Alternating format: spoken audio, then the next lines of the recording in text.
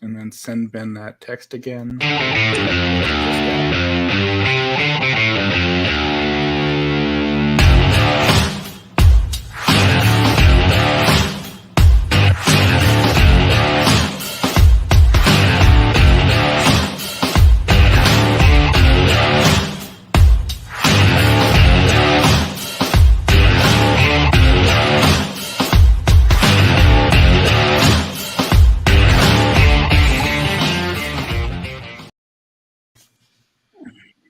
Good evening if you're watching live. Welcome to episode 198 of About the Cards podcast, live tonight on YouTube, as always, with host Stefan Loeffler at Junkwax Twins.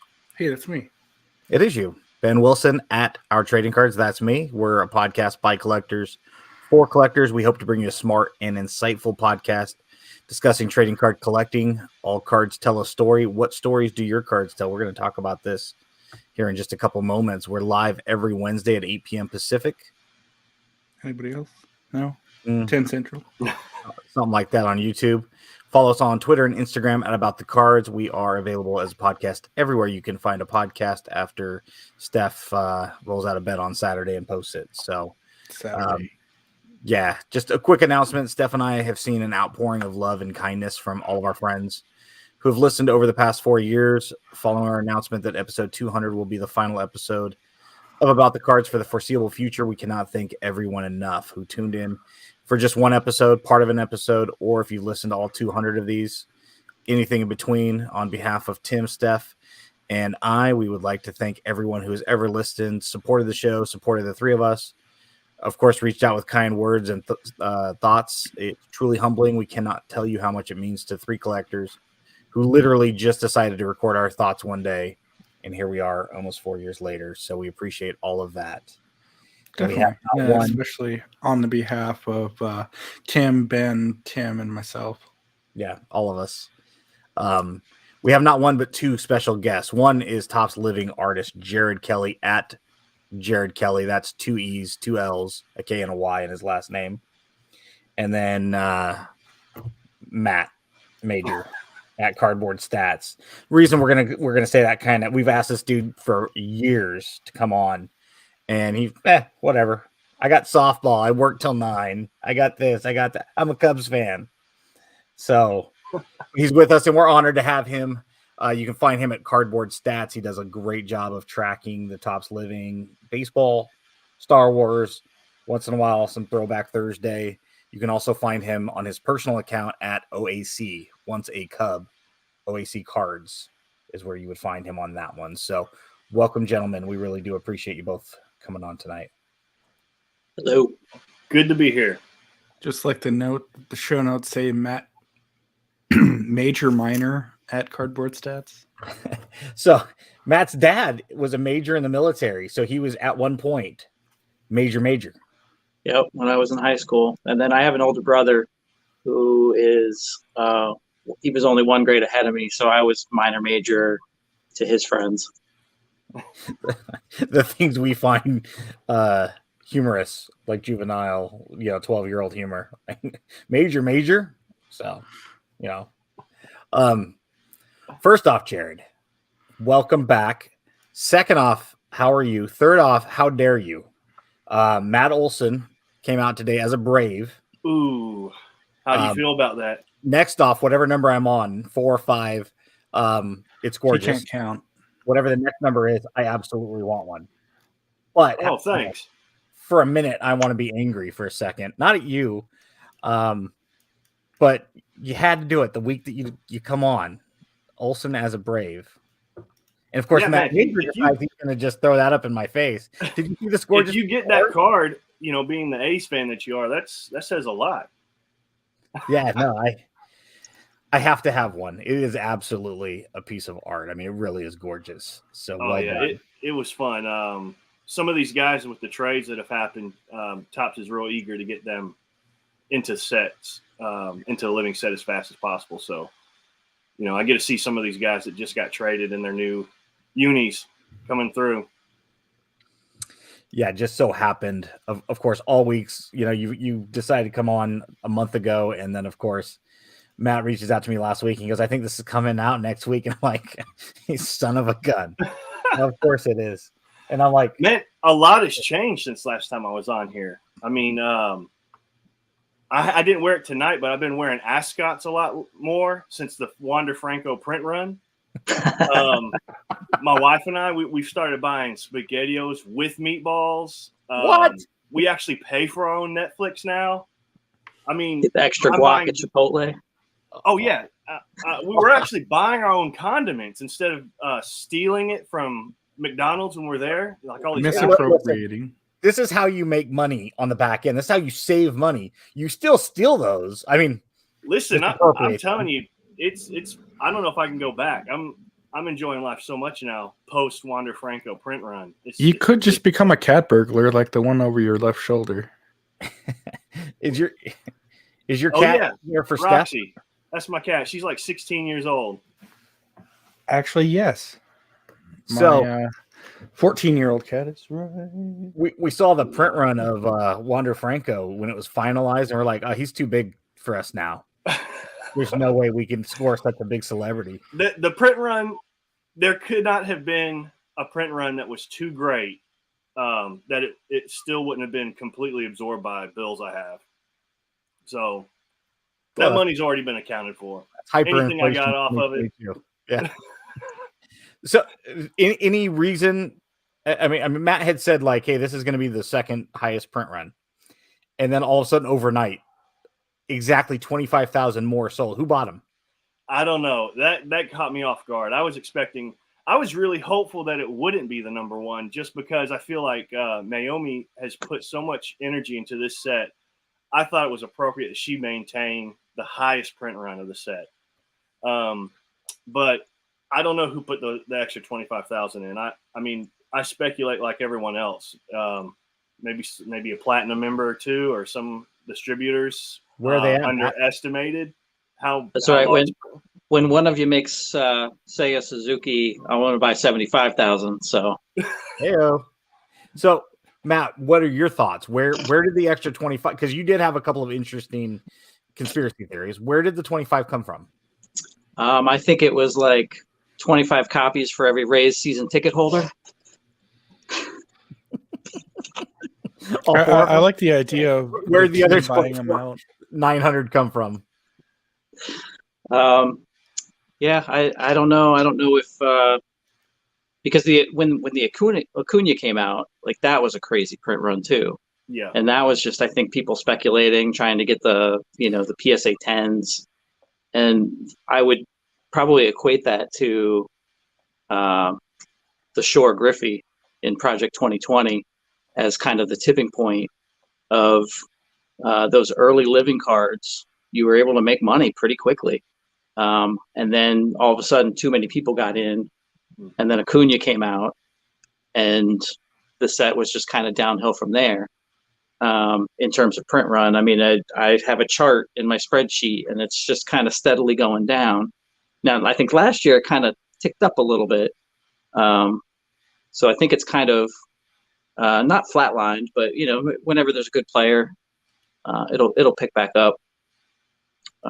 So I think it kind of hit bottom and maybe bounced a little, and then whenever there's going to be a prospect, it's a good. It's turning out to be a good rookie card season, I think. So, some of the things that could have happened: the Tampa Bay Rays could have bought 25,000, perhaps for some kind of stadium giveaway.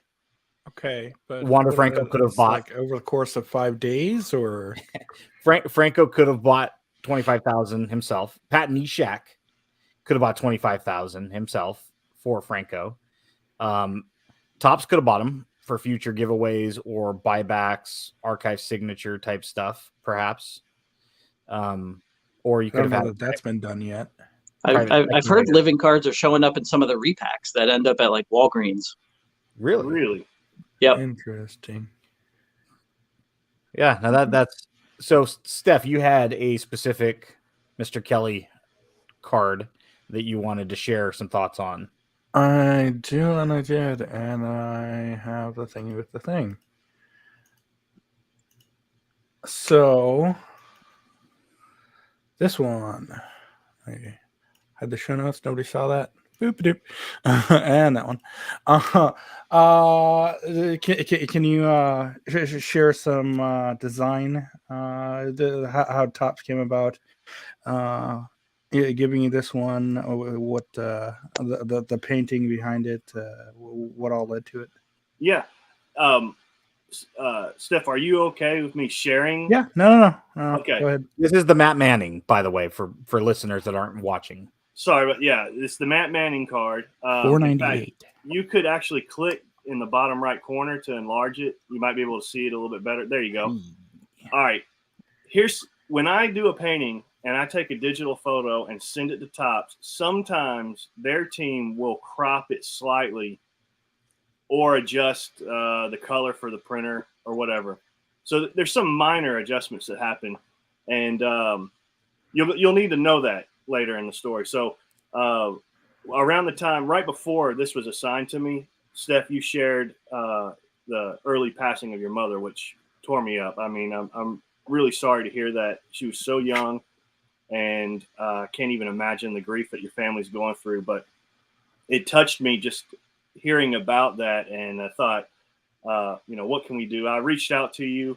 There was a gift I sent to you, art box on one of the living set boxes. I sketched you a portrait, and you had mentioned to me, well, the next time you get assigned a tiger, just throw a cross somewhere in it, as a remembrance of your mother. So I thought, well, that would be cool.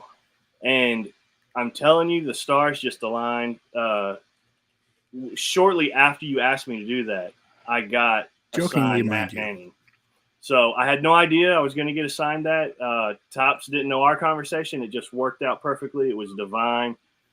So I took an opportunity to put the cross in it. Now, something you don't know is the original painting. I hope it shows up. I might have to take it. Let me take it out of the wrapper. The original painting is slightly different because, I had an idea of what I wanted to do, and I don't get a lot of time to do these paintings. So to start over on anything is nearly impossible. Can you see in the original painting the cross that I added the other way? Right here? It's backwards, or is that the right? Sorry, is it backwards?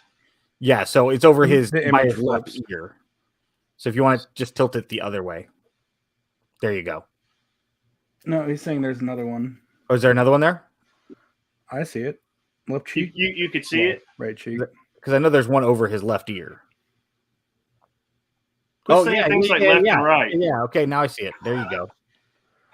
All right, so originally I tried to hide the cross over here, okay?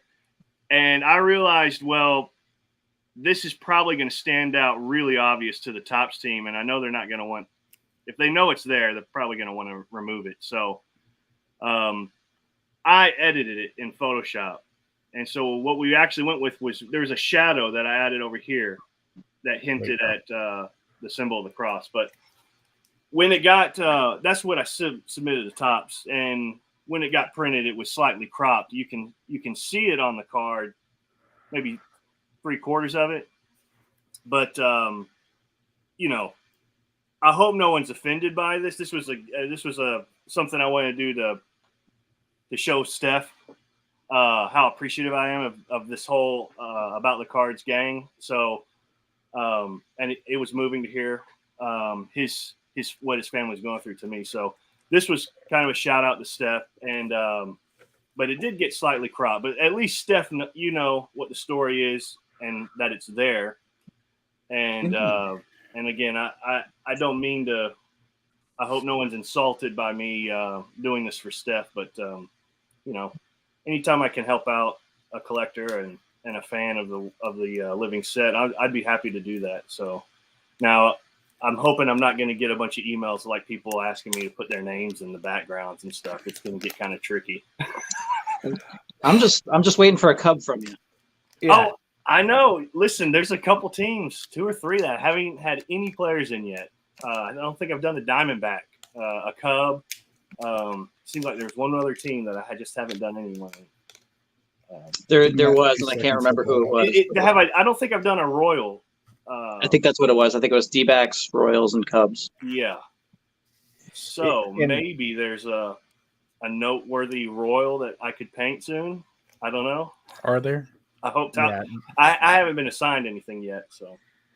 So for anybody listening, Matt has been probably one of our longest listeners, first supporters, kind of came up with us, started the Cardboard Stat Twitter handle right about the same time we started doing the podcast. So he is kind of the silent partner, so to speak, because tagged us on everything. We feel like kind of lockstep, as the podcast grew, his presence on Twitter on the Cardboard Stats side grew.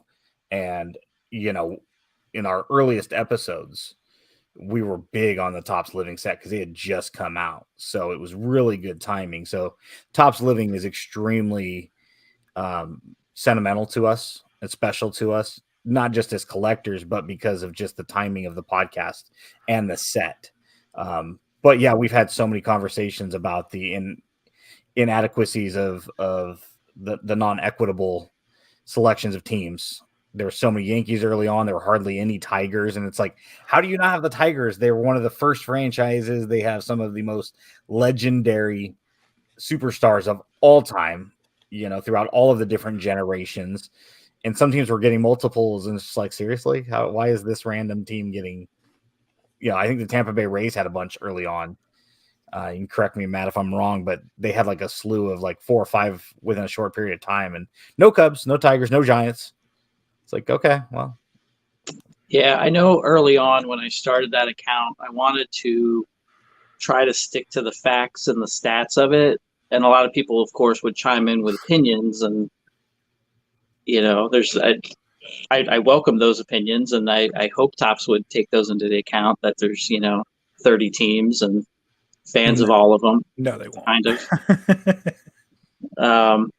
And I think most collectors know that the Yankees are always going to sell. It's early on it was almost guaranteed 3,000 to 4,000.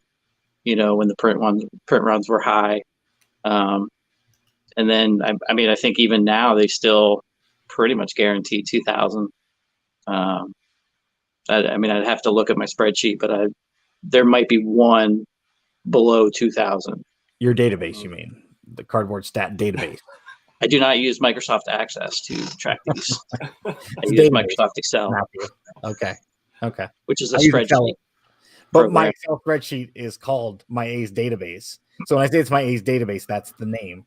You could name it your 1967 Mustang. That doesn't mean you have a nice engine in your. When I say I'm going to do a pick of my 67 Mustang, all of a sudden the wife's going to be like, really? Like, yeah. These are my investments back here. Son of a gun. See? Perfect point. Oh, the great Joe Madden, don't start. That's what I call them. I don't know. Yeah. You call them whatever you want to call them doesn't mean it's right? My Excel spreadsheet is a spreadsheet, but it's called a database. Is it? But it's interesting, Matt, because I know you track Throwback Thursday. I think I tracked it in 2018, just the teams that were included in the players. And of course, it was extremely top heavy with Trout and Ohtani that year that I did it. Ohtani being a rookie. The same 8 to 10 teams were featured all the time. But Living's different, though. And Living is to tell a story of all of baseball's history, not just, whoever's hot right now. Yeah, Franco's going to get done right now because he's a rookie. Hot name. Why wouldn't you want to capitalize on it? And, of course, Jared, you got selected to paint it, so you got to be the beneficiary of, the commission thereof. But, again, we need to see a nice blend of, where's our Walter Johnson? We need the Walter Johnson, and the Christy Mathewson, I don't think has been done. No. Mordecai Brown, I don't think has been done. And some of the guys from, 100 plus years ago. And we need the guys, fan favorites from the 60s, 70s, 80s. I don't know that McCovey's been done. No, I don't think so. And now that you're mentioning those guys, I would like to hear more about Josh Gibson and how you got his grandson involved and were able to get the logos added. Man, I don't know what all goes into Topps choosing who they choose each week. part of me with the duplicate players that we see, and sometimes people complain about that, part of me is hopeful that someone's thinking very far down the line and they don't want to exhaust a lot of names too early. I don't know if that's really the case, but I'm kind of hopeful. But I do know there's a lot that goes into them picking these names. And the Josh Gibson posed, there was some confusion on licensing and what was permissible. And I kind of learned I learned what goes into making a sausage, so to say, for Topps on that one, because when I got the image, it was a doctored, like a colorized black and white photo of him. And I had recognized that photo because several other sports artists have done that picture of Gibson. So I knew the original photo was a Crawford's uniform, but the colorized photo was in blue. It had a blue cap and I think a little bit of blue trim piping on the uniform. So I asked Topps if they wanted me to put him in the original color of the uniform, and they said that that photo had already been approved prior for use somewhere else, and that they had to stick with that color. I needed to stick with the color for the grays. So then I asked, could we get the logos on there? And they said, well, it's already been approved like this. So I don't pry too much. I'm not really part of that Topps business team, so I don't ask too many questions, but they made it sound like we couldn't do logos. When I hinted at that on Twitter, Sean Gibson had seen that tweet and was curious. So he reached out directly to me and said, listen, I just recently worked with Topps with the Project 70, and they've got the right to use the Grays logo, if they want to. In fact, he said every Negro League team emblem is free to use, except with the exception of one or two teams. I can't remember. I'd have to look back at his email. So I talked to Topps about it. They said they get with their legal team, and then I had mentioned to them that Sean Gibson had reached out to me, and maybe they could talk to the crew at that ran the Project 70 artwork. Talk with them. Maybe they can confirm through this other group in the office that it is okay to use.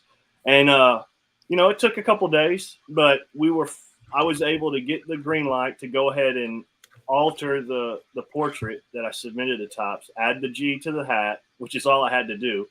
But it's amazing how just adding the logo on the hat made a huge difference. And then it really the logo added in the on the graphics was a big deal. So, what I love about Topps, and I think what a lot of collectors love, is that you get to see team logos. It's on the baseball art. So if you're not adding that, I feel like you're really losing out, because I know these licenses are not cheap. You want to maximize usage of that. That sets you apart from the competition. So I really hated to put Josh out there without any insignia, any defining uniform feature. So the fact that Topps was gracious enough to listen to me and work, when Topps gave me the green light, it came at like 10 o'clock at night. So they had folks working with the legal team on this to ensure they were okay to put the logos on there late at night. So I went ahead and started painting on that, and we got it done. And Topps promised that they would print all of the cards, even though it had been on sale for a couple of days at that point, that they would print all the cards with the logo. So it was really cool that Sean stepped up and kind of reached out to me.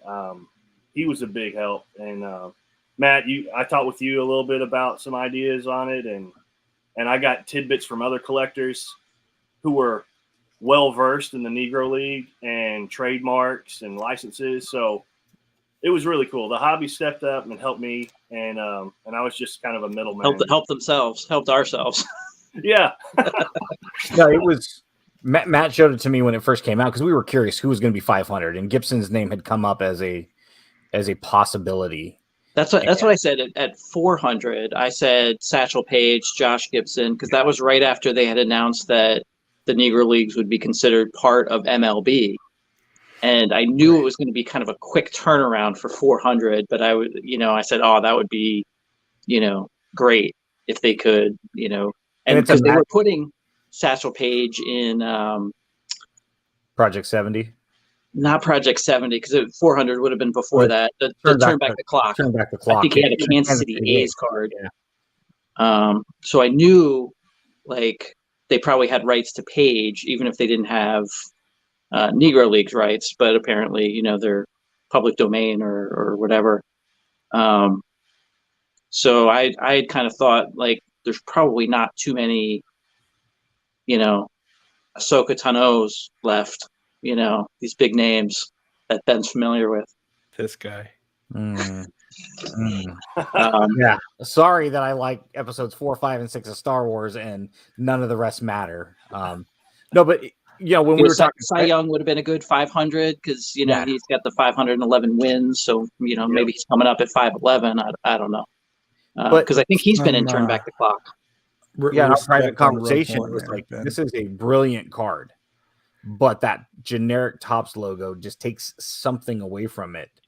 And then, Matt, you had said, wait, let's see if that's what the final print's going to actually look like before we make a comment on it. And then, of course, it was changed, and now it goes from a brilliant card to a magical one. In my opinion, it's the way it should have been.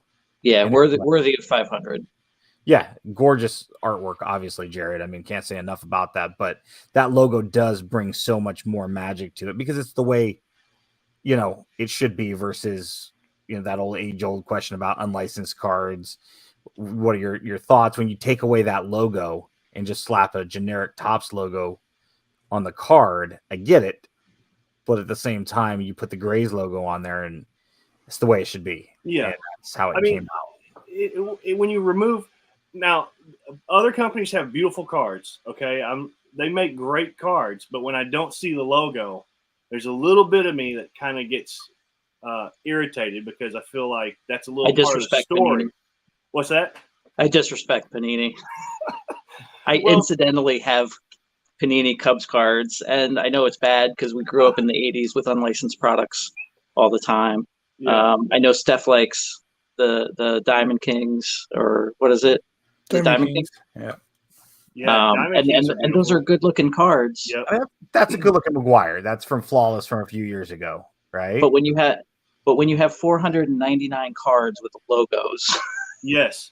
And that's what kind of bothered me is Josh Gibson here. We're looking at part of his identity is that logo on that. That in that moment he was an athlete for that team.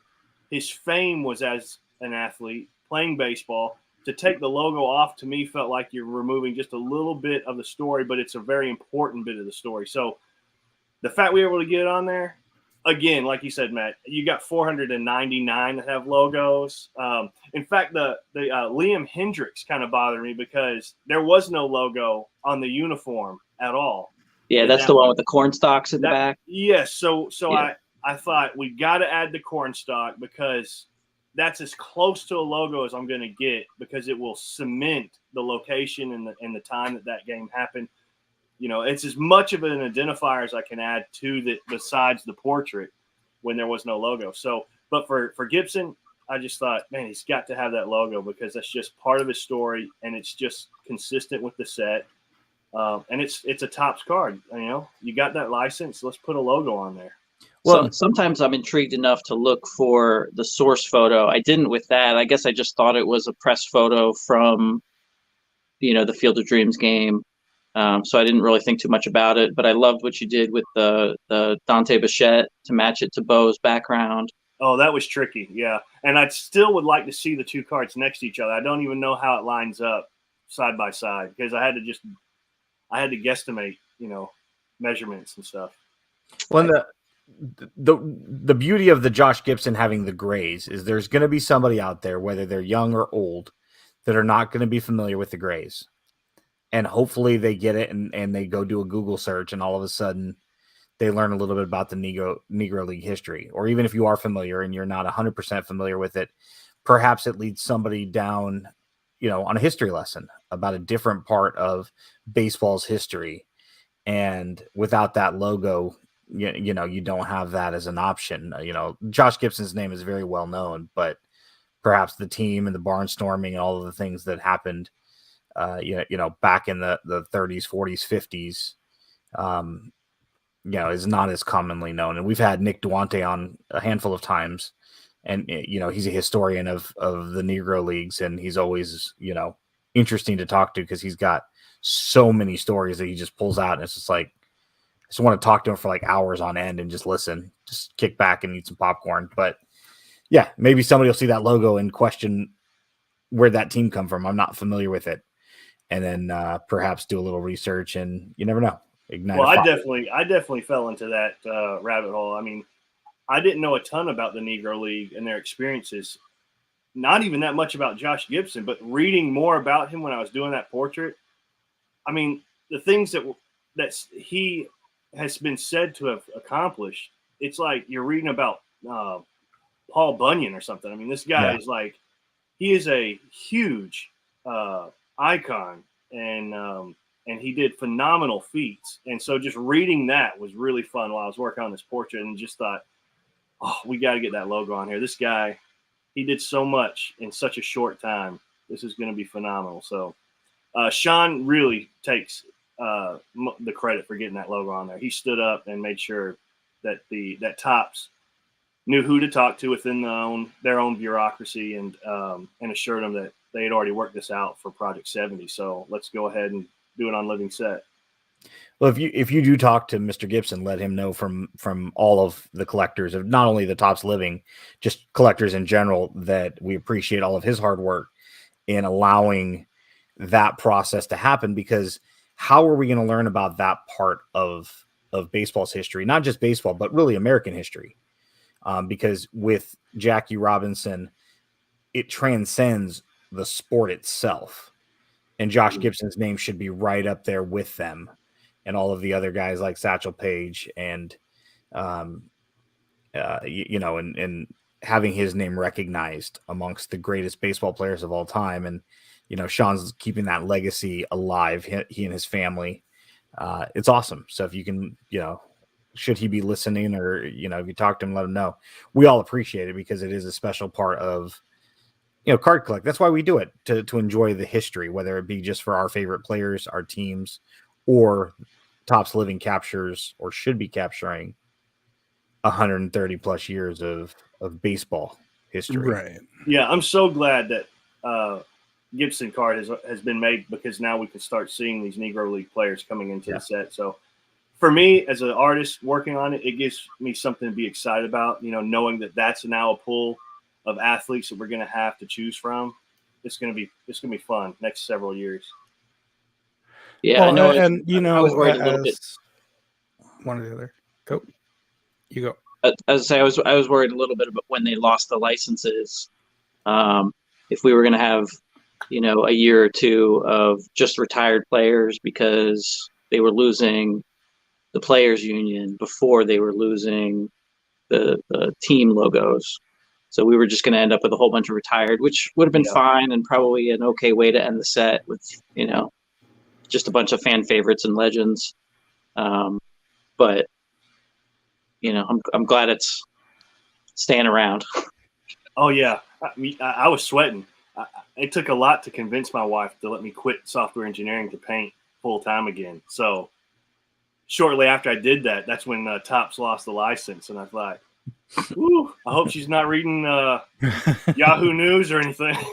We're on in the background. You're like, honey, earmuffs. These guys.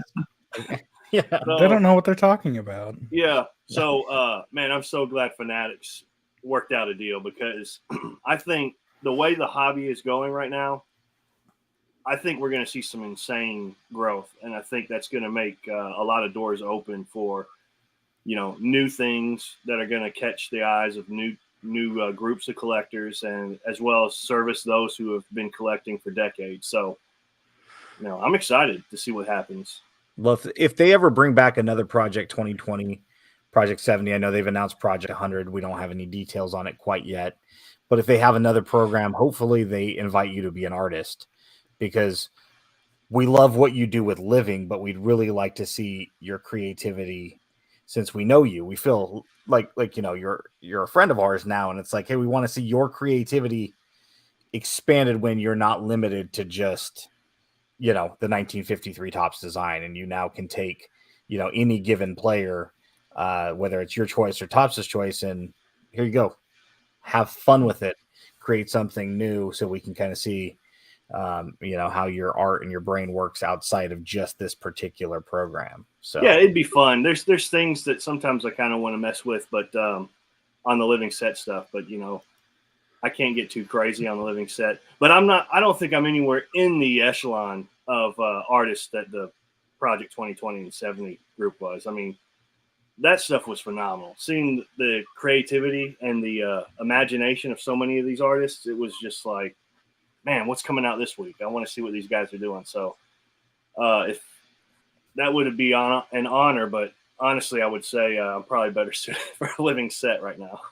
Well, yeah, I mean, you don't want to put too much on your plate, but at the same time, if they are going to have another one, then if they're out there listening, A, they need to invite you. B, you have to say yes. And C, if you do a McGuire, we need you to get like hidden in, the 87 and the rookie card at the same time together in the card. Whether you do that in living or in project, whatever, I don't care. Just 87 and rookie card together, and then I'll have more validation. Now, listen, since this is one of your last shows, okay? By the way, I don't know who the Alex Biscotti guy was that you had on last week, but all I know is he came on and you guys announced you're quitting. So screw that guy. But anyways, like early on, I listened to, when I first found your show, I was like binging all the past episodes while I'm working on the living set. So I'm listening to it and I'm like, oh, that's awesome. They reveal each week's living set card and they give their thoughts about it. So I was like, well, that's cool. Let me go back and see some of the first ones that I did. And Ben, I wrote down some quotes from you from like episode 136. Dear Lord, here we go. And this is only because like your show's about to end. I mean, when am I going to get to tell this to you? So these are quotes, Ben, when bringing up the fact that the new artist submitted some work. You said, I'm not a fan of his cards. They don't fit. This new style kind of waters down the set. You can't tell me Project 70 isn't going to bury this set even further. Well, here, I'm going to grab my personal phone. I'm going to delete your telephone number since you're never going to answer my telephone calls again. But hey, listen, one of the things I like Matt Majors for is, all the stats he's posting. One of the things that was neat to me was to see that there was, and it's expected that after the first year of a set, a new thing, the novelty wears off, you expect to see some print runs adjust. But before I got on, it was falling by like 30% every year, the print run. So 2021 was the first time that it stabilized. In fact, it went up, I think, a point or two percentage-wise. So it's nice. I mean, looking at the living set print runs compared to Project 70, it should make all the collectors really feel like they're investing in a very good thing. The Project 70 stuff, there was just so much of that. It's not really a reflection on the artwork or the cards. What did you just say, though? Yeah, you're investing in it. That's 3. What a weird word. At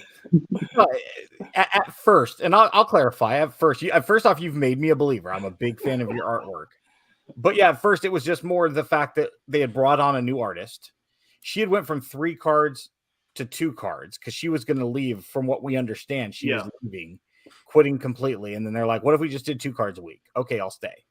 And then all of a sudden you come on board and so now she's doing one, you're doing one, and your style was different. So if you look at them side by side, it did create, you can definitely tell there was a distinct difference. Hey, listen, I still some weeks look at her card next to the one I've submitted. And I'm like, I'm going to definitely water this set down. No, her stuff is so phenomenal. At first I did have some very strong thoughts, and yeah, Topps Living was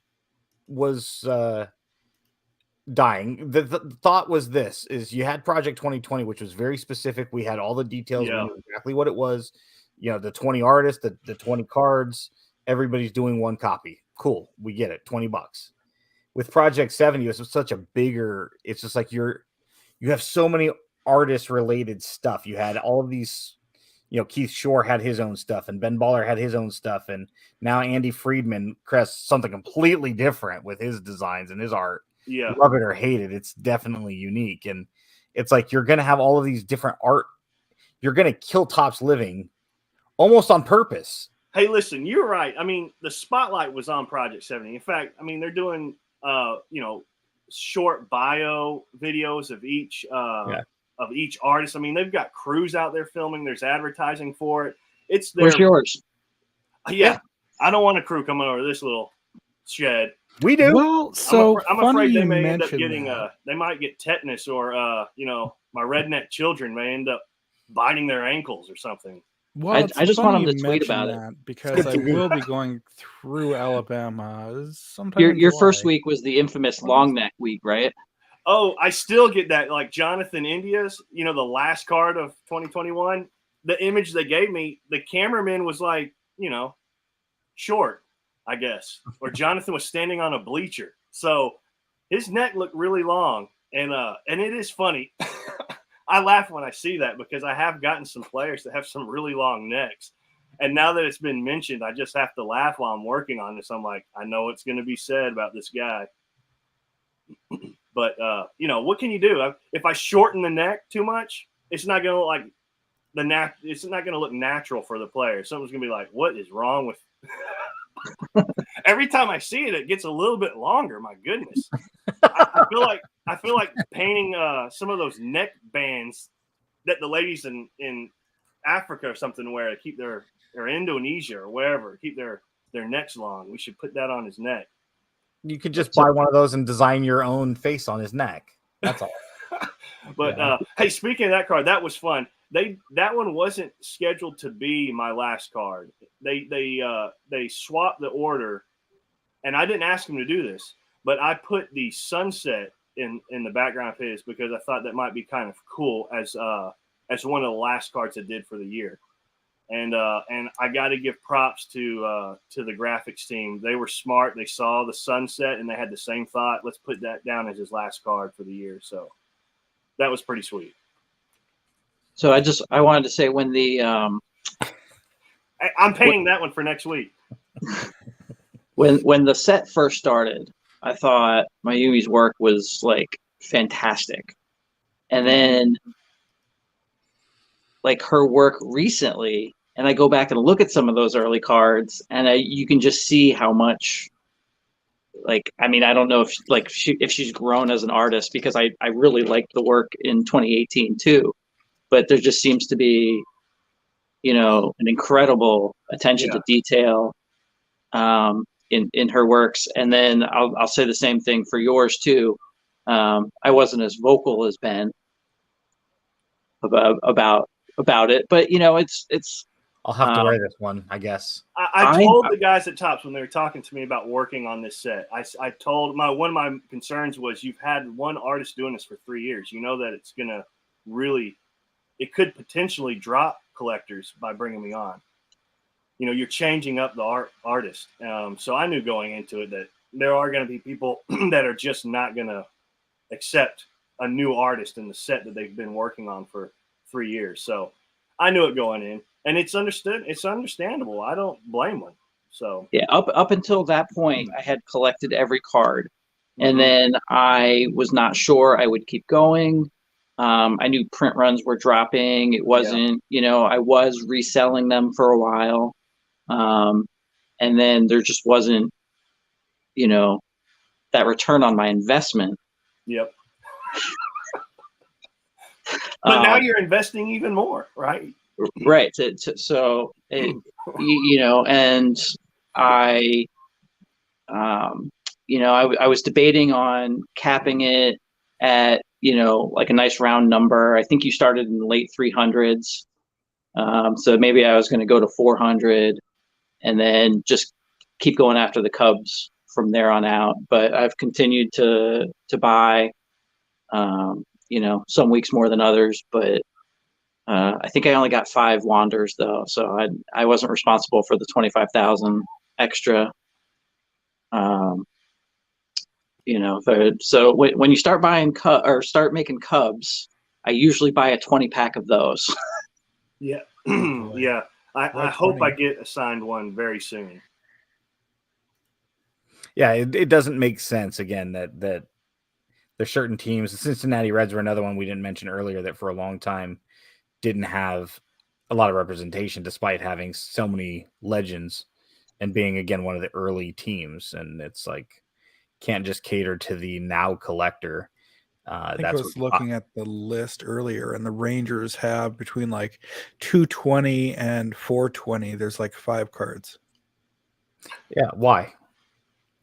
Yeah, I mean, part it's of the what I Rangers, like about but- Cardboard Stats, checking him out on Twitter, is you'll post the droughts, Yeah. and I love seeing that because, and I've told guys at Tops to check out your feed, so I think that's very helpful. I don't know, there's a lot of things on Tops's plate, so I'm not sure they even think about looking at statistics or data that fine, but seeing that there's a drought on a team and how long it has been, that's a great bit of information, As a numbers nerd, what was the Matt Olson stat? I'll let you reveal that. That was a fantastic one you threw out there today.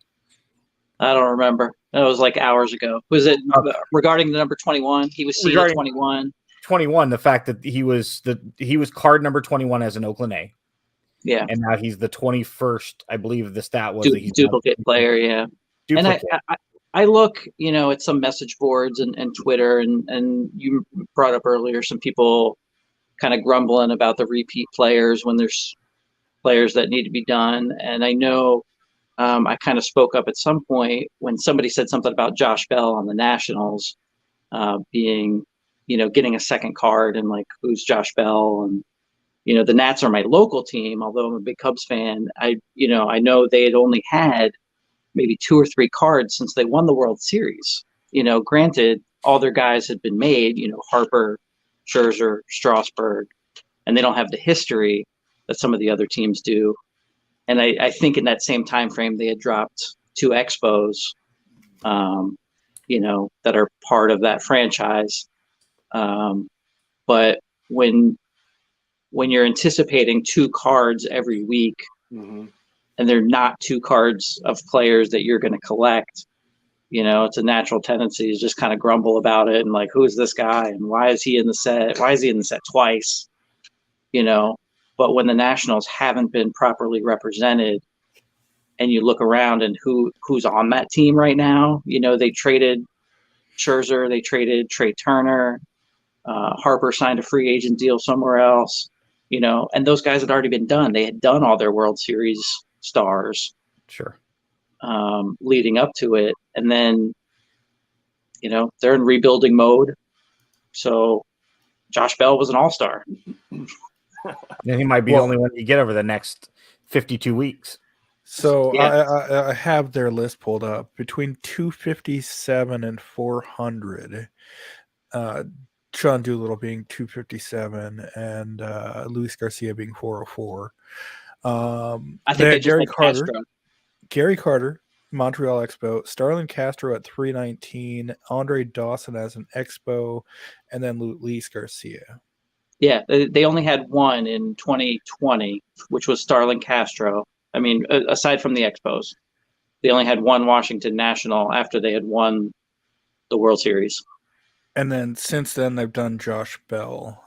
Looking at the current numbers, it looks like the Angels and Marlins have 80-some cards from current until their previous one. But you're only getting, a bit. If we're doing it equitably, you're And only they just had Josiah Gray. You're only going to have 3 per team per year, right? That's it. And now, in theory, if you're just doing it equitably, so every team is represented equally, and now you're throwing in perhaps some Negro League players, which is going to add a larger pool. Sorry, but some of the teams like the Nationals right now, the Oakland A's, I don't expect a whole bunch, in the foreseeable future. I expect to see a lot of Oakland A's former guys like Matt Olson, Matt Chapman, Sean Manaea. That these guys have been done before, and probably will get. I don't know if Chapman was done. I can't recall, but Olson was, Manaea was. hey, it's what it is. It's not fair, but I as long as we get, expected Fergie or Billy Williams for the Cubs or Ron Santo.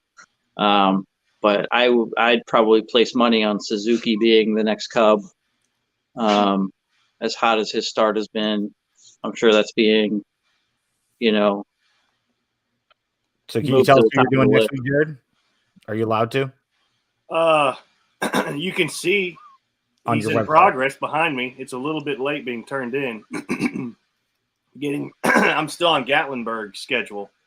Gotcha. I want to kind of relax, but yeah, I'll just let you look at them. I don't know if they want me to actually say, but I can tell you Suzuki's not on my lineup. I know who's coming up after this guy. So I know the next 2 weeks, but Suzuki's not on it for me. Let's get into the show because we're getting close to an hour. We could probably talk all night about just Topps Living. I do have one quick question for Matt, since you've never been on before. The age-old question: you can only own one card. What would it be, and why would it be one of Jared's Topps Living cards?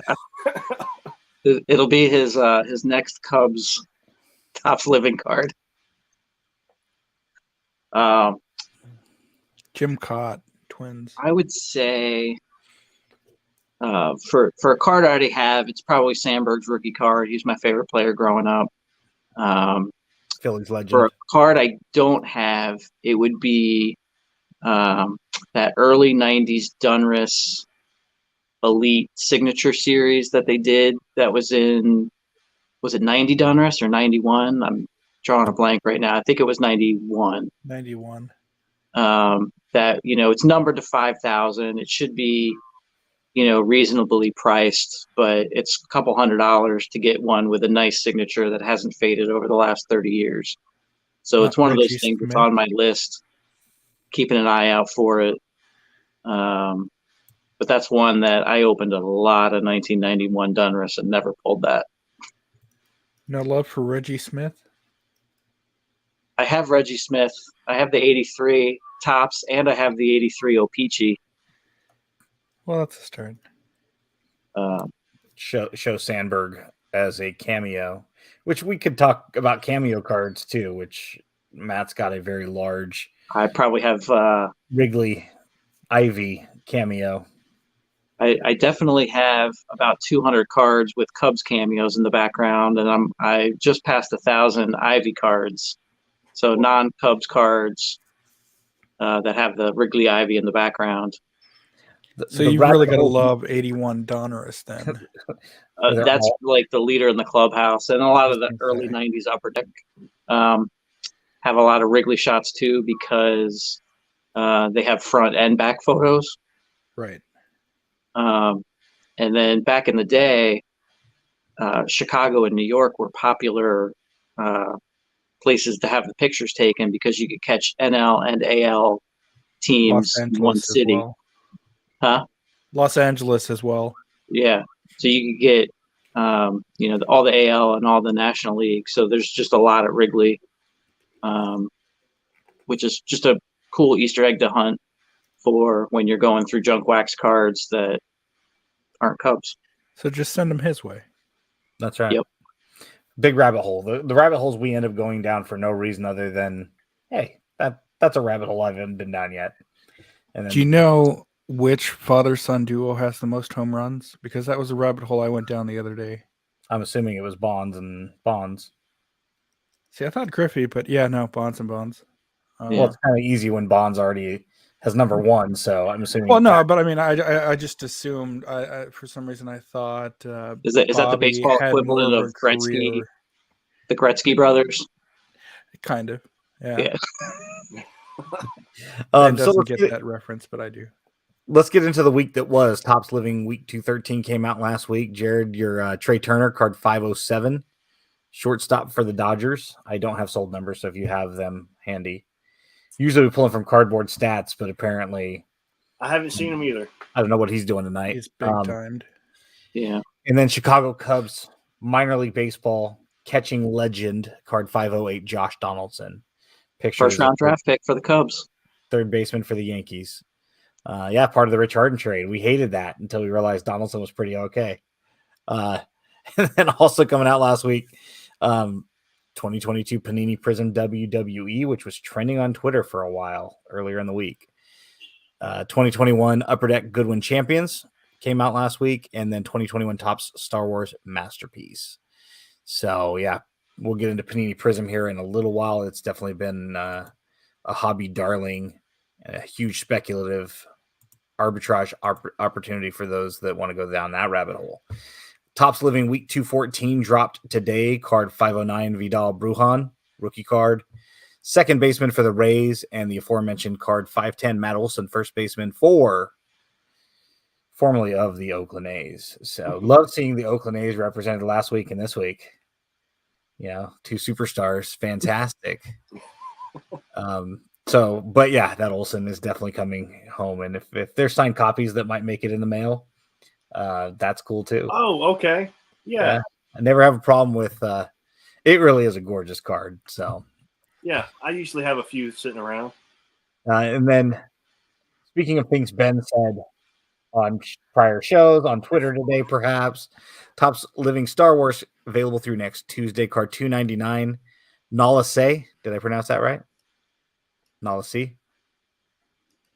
Sure. From Star Wars The Bad Batch. Was I close? And the card 300, Asako Tano. Star Wars The Mandalorian. To know, but whatever. And I'd said on Twitter earlier, after a couple weeks of wondering what card 300 was going to be, Han Solo and Carbonite comes out last week. Ben, to quote Jared, Ben said that was card 300. And then Matt said he let me have it. He's like, actually, that's going to be a big card. I'm like, yeah, whatever, dude. And I usually don't chime in with an opinion on like when I'm posting that stuff. I usually try to keep it factual, but sometimes you just have to go after Ben. When Ben is wrong, it's easy guys. enough. I put it right there for you. Yeah. I knew she was gonna be. I knew she was a much larger character than I was familiar with. But it was like, seriously? And she'd already been done. I think she has the animated one was done before. And I think that one came out when there was a dip in that set. So I think that one has a decent secondary market because she's a popular character, but the set, was in a lull. And then now you have Rosario Dawson on a Topps Living. Yeah. Just real quick, completely pivoting for a moment. Does the kid from Cleveland, Stephen Kwan, does he have any cards? He's got Topps Now cards. No, but I think that's it. No Bowman. Or anything? There were some Topps NPB from 2021, I believe. Okay. No, sorry, that's Seiya Suzuki. Wrong person. And then I think he's got like some minor league team set stuff. Okay, because Rich Frank in the chat was asking. I know as soon as that kid went off, like your man Mercedes did last year, Facebook blew up. Oh, I'm a collector of this guy now, but I can't find any of his stuff. Oh, you're a big collector. You already knew that he had nothing, right? Till you looked this morning. Yeah, so local guy to our area, Bay Area kid. So congratulations to him, and hopefully he has a successful career and doesn't retire halfway through this year like Mercedes. Hey, can I just say chime in that the Goodwin Champions that you had mentioned that Upper Deck put out, that's a phenomenal looking product right now. But that is the first product I worked on in the hobby was the 2010 Goodwin Champions set. That's when I hand painted like 220 U.S. presidents that were direct on the card, so just inserted. So my first taste of doing the sports art for the hobby was on the Upper Deck's Goodwin Champion product. So I love that product. I hope Upper Deck sells a ton of it. They're good people. We love it too. Well, Steph and Angela are huge Ginter fans, and so Upper Deck Goodwin is the non-licensed version of that. And they've got a lot of fun cards. So it's the it's a good way to get stuff for different players. For being a McGuire collector, he has stuff in there from time to time, and we talked that up, I think last week when it came out, talked a lot about some of the stuff that you can kind of find in, just like Ginter. And the fact that you're a former artist of that makes it even cooler.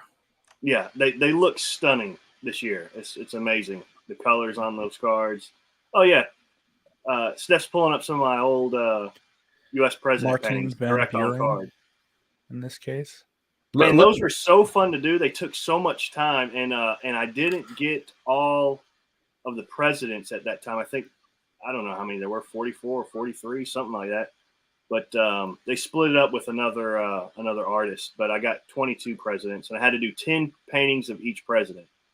And those are just base cards, right? So, like, if I wanted to go back and add those to my PC, I could do it relatively inexpensive. Or they're not base cards. They were hand painted directly on the card. So there's only 220 of them, and I think most of them. I think there's a couple collectors out there that have almost all of them.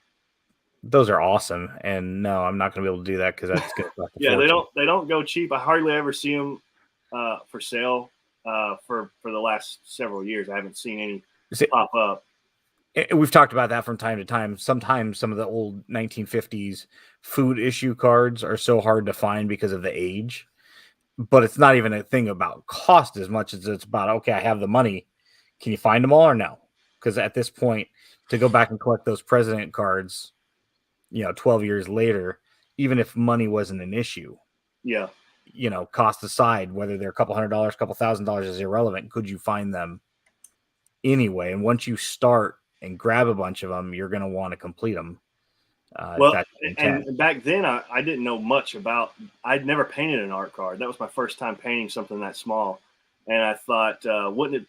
Maybe I'll set the number, the best out of the 10 that I thought was my personal best painting.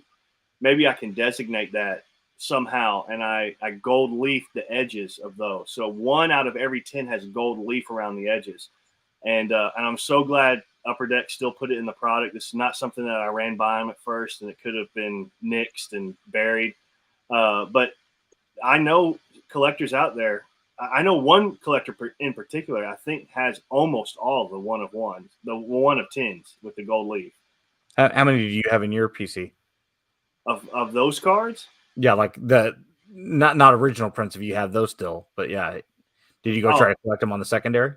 No, I at the time, like right when they came out, they were on the secondary for like $400 a card average. Some, between $400 and $600. So that was out of my price range when it was out. And now it's only, if you can find it, I don't know what the price would be on the secondary market, but it's still beyond my price range.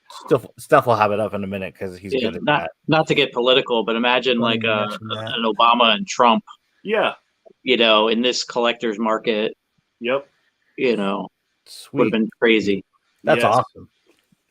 So the Woodrow Wilson, what is the price on that? $554? $554. That's awesome. So what do you have that is affordable? Now that's the other artist. But aside from living, you'll see some Sport King stuff out there that I've done. In fact, Sport King still has products from 2018.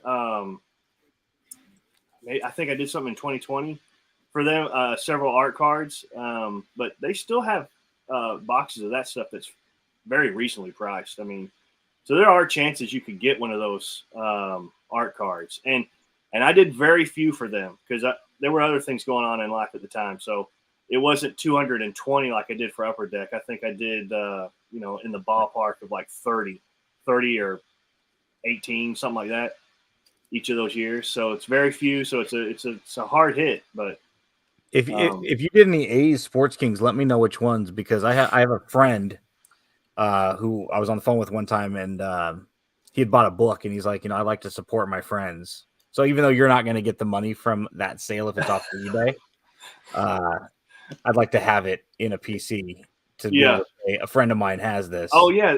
Now Steph has pulled up some of the more recent Sport Kings art cards that I did, and listen, man, I love Sport Kings. That was one of the first products I started working on, and I signed an exclusive with them years ago because of the art centric nature of their product. They were really, it's all hand drawn to this day. I mean, It's very much in line with the essence of that original Sport King product. So I signed on to do some more art cards for them, but those are fun. Those are fun. I mean, there's a Amelia Earhart that I did for them, and I was able to throw like an airplane in the background, and I thought, oh, these are cool. And then there's little Easter eggs like the Nick Saban and the Bear Bryant line up. The backgrounds will line up. So if any collector is lucky enough to get both of those art cards, things like that. But the Sport King's is fun because every time I did one of those, the backgrounds were just, you make it up. They didn't care. I'll put something in there. But the living set's a little more tame. I can't just like put anything in the background, but yeah, they're fun to do. I mean, Walter Johnson, they that year that I did those Sport King cards, which I think was a 2020 drop for them. 2021. Okay. They allowed me to do the initial Hall of Fame inductees, all 5 of them, for the art cards. So that was fun. Babe Ruth and Johnson and Christy Mathewson. I think we might have talked about that the first time you came on, because Steph and I are huge Walter Johnson fans. So, sorry, I'm just making a note of that. I loved his little art card. I mean, I thought it came out. All of those guys, the original Hall of Famers, I thought they came out great. I mean, for a baseball card, for an art baseball card size painting, I thought it came out great. But there's other card artists out there that are just insanely talented, and they'll get insane detail. Now that Pele that I did for that 2021 Sport King, that was the 3rd Pele I'd done for Sport King, and all 3 will line up with the backgrounds with the same background. So it almost looks like, Pele and his brothers. It's like multiple Pelés. But those are fun. But, speaking of not getting, the money on the secondary and seeing those sales, it is kind of bittersweet. You're like, oh, my goodness, look at what that sold for. And then you realize what you got paid in the beginning to paint those. Now, for Upper Deck, I got paid so little. I should never have done it, but I knew it would lead to other things. I knew it would open the door to some fun work, and I'm glad I did it. But I remember seeing on the secondary market, someone found the JFK 1 of 10 that had the gold leaf edge and bought it in 2011 for $2,000. I saw the sale, and I thought, oh my goodness, someone just paid $2,000 for this little drawing on a card.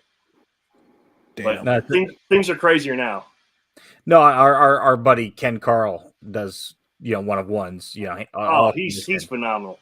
Yeah, Ken is, and I remember when he first kind of got into this, I remember he quoted me a price, and I went back and said, hey, if I had you do me a McGuire, his prices went up. He was still willing to kind of cut me a, about the cards deal, but the deal had went up.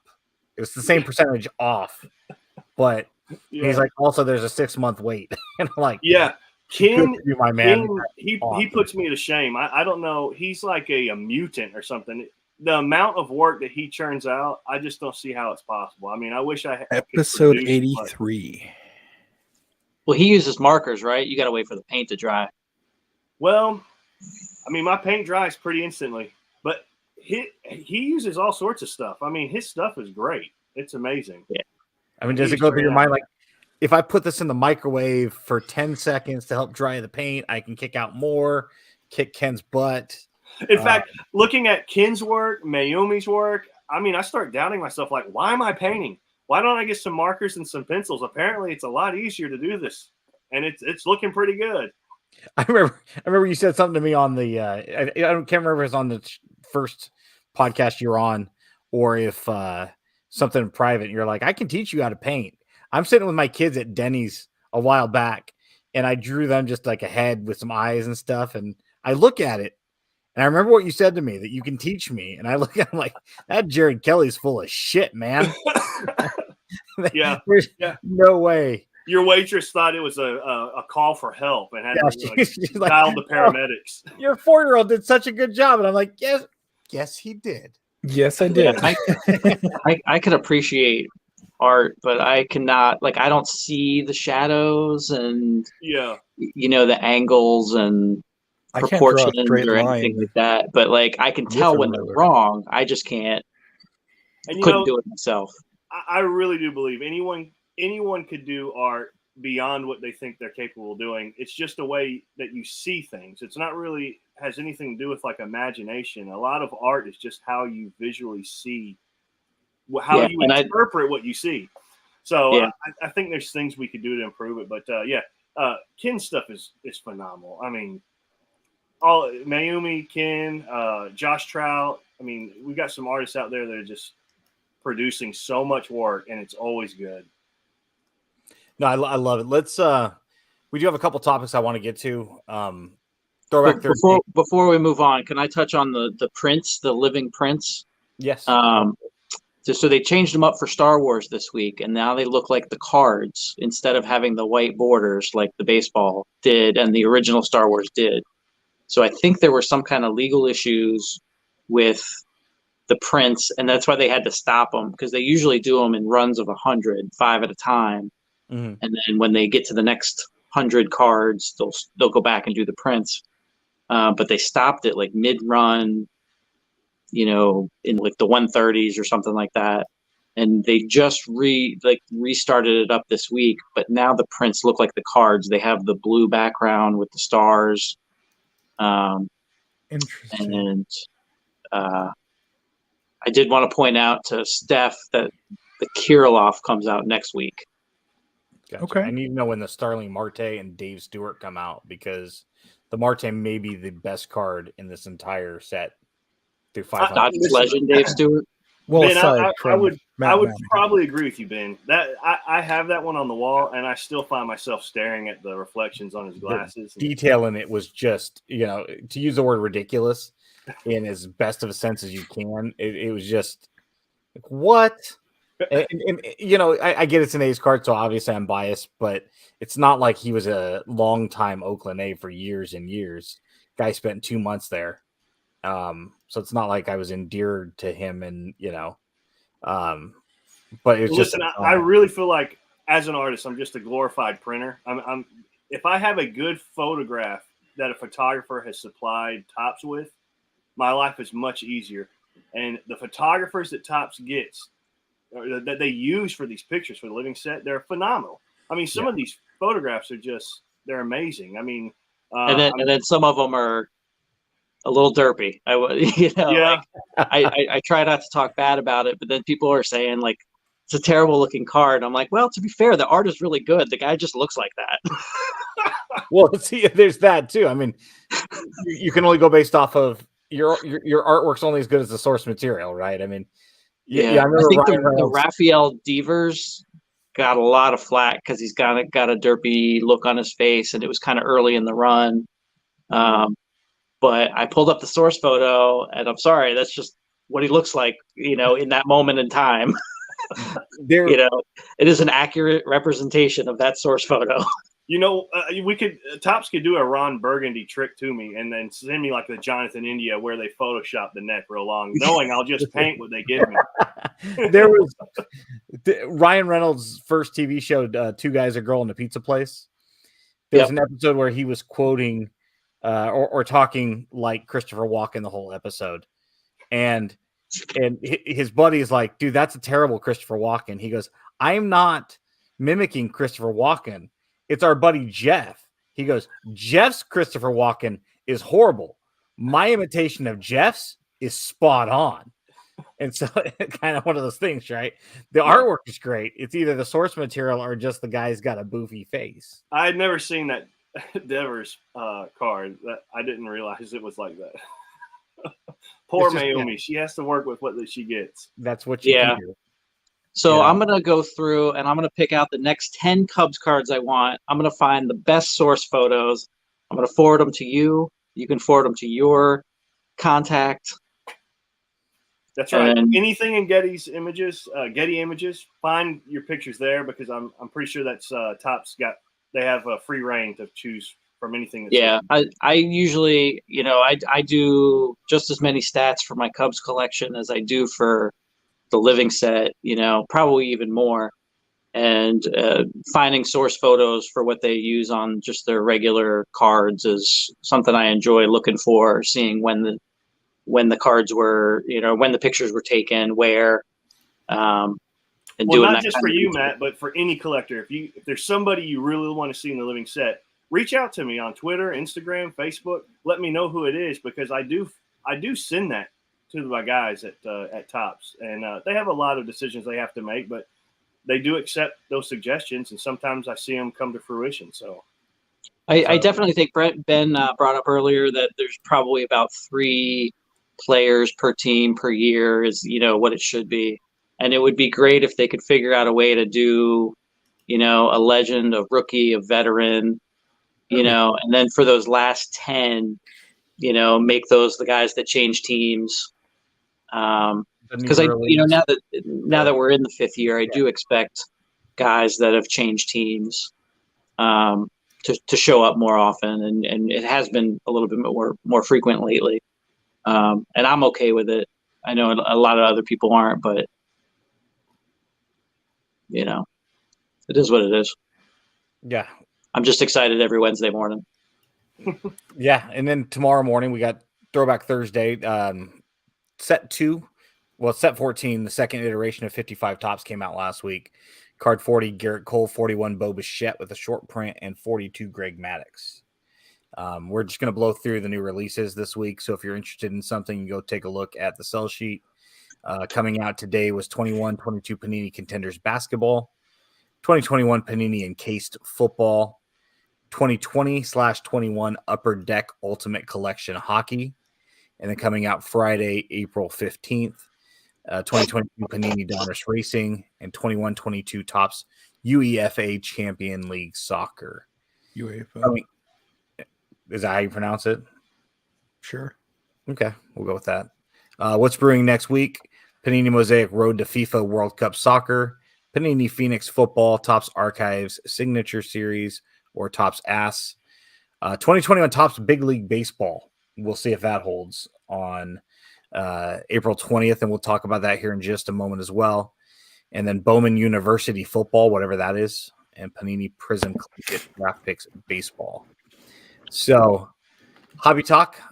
Before we get into this topic, let's preface it real quick by saying a well-known young man lost his life a few days ago, and there's nothing but tragedy and sadness around that. I'm sure everyone has heard of the untimely death of Dwayne Haskins. About the Cards would like to offer nothing but respect and condolences to the Haskins family, their extended family and friends that were affected by the loss of him at such a young age. A few notable media personalities came out with unfavorable comments that shed negative light, and rightly so.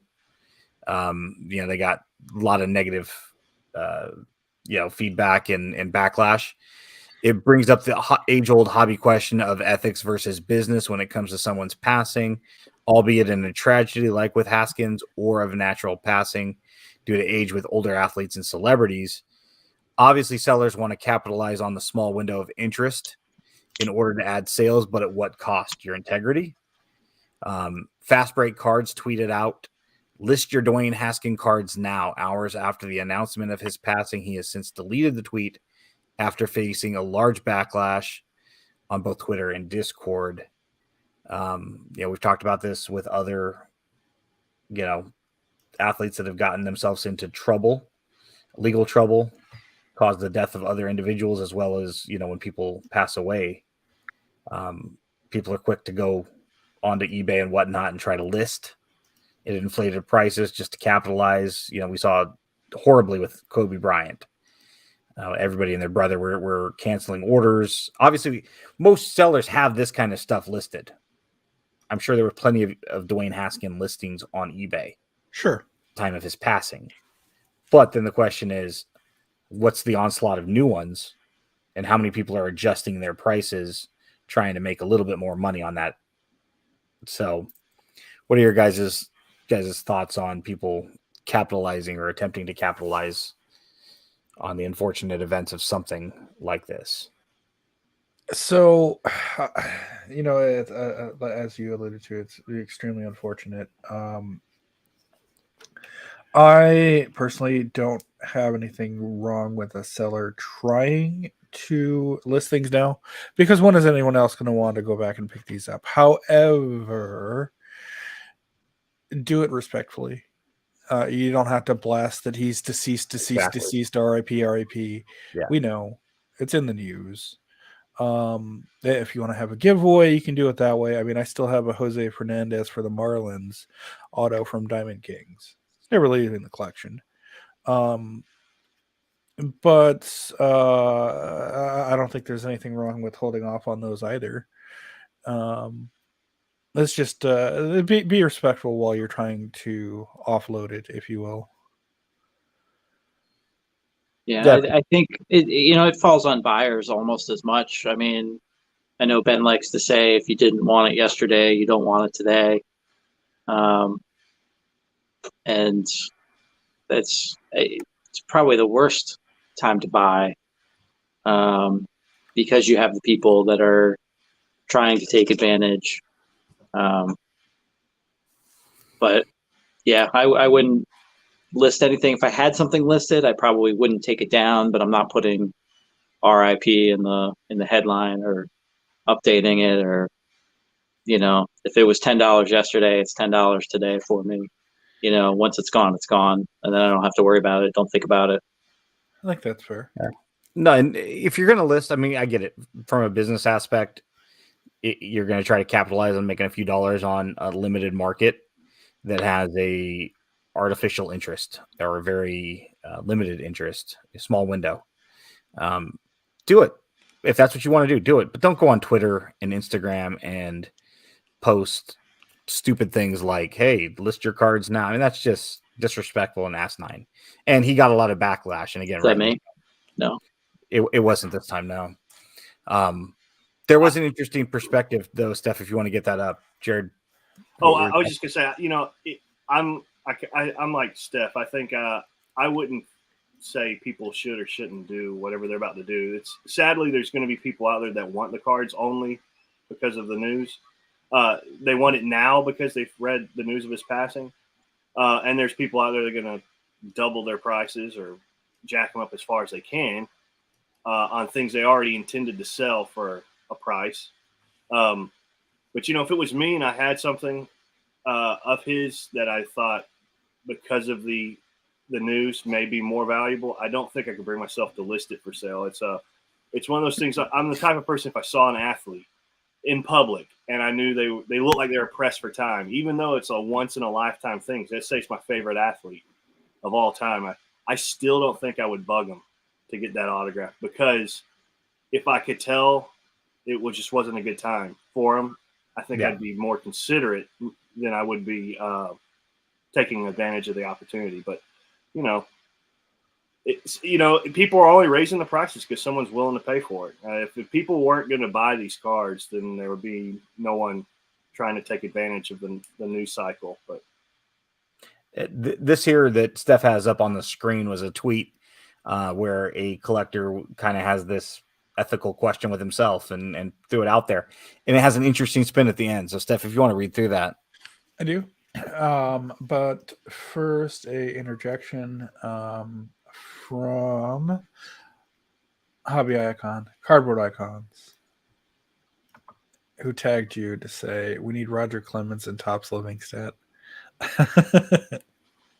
But no, Brian, BD Cards 8. Okay, Sport Card Ethics time. I have this card. It's a, I don't know, the year Prism, autographed Dwayne Haskins, silver. I have this card. I don't ever want to feel like I'm profiting on someone's death, but clearly this is the last time folks will likely be looking for this stuff. What do? Take the L. And then he tagged a bunch of people and wrote some hashtags at the end. The thing that I liked most about this individual post, I don't know that you have it linked, Ben, but after a whole bunch of people had chimed in, he came to the conclusion there was somebody in the thread itself that had a huge timeline of all of his commanders now cards, and he offered it to that person. Yeah, the guy basically reached out and said, "Hey, okay, I'll buy it. I'm interested. I'm a Haskins fan. I think he went to Ohio State, if I'm not mistaken. If I am, but basically, he's like, I'm a fan of the college, big Haskins guy." And the guy's like, "You know what? Why don't you send me your address? I'm not even going to try to sell it. I looked at your timeline. I know you're a fan of the player. I'll just send it to you." So then that guy who's now going to be the recipient of this Haskins card said, "Since this guy was so nice and courteous, if you're having a bad day, why don't you reach out to me and tell me who your favorite team or player is? And if I've got something, I'll send it to you and pay it forward." That's what I love about this hobby is here's a guy that's kind of in a quandary. Like on one hand, but on the other hand, to quote Randy Travis, right? On one hand, I don't want to profit, but at the other time, this is like a 7-day window of, this is when probably the last time anybody's ever going to be really looking for this particular player, unfortunately. And somebody's like, "I'll take it." And he's like, "I'm not even going to ask you for a dime. Just give me your address." And it's like, the card's going to find its home.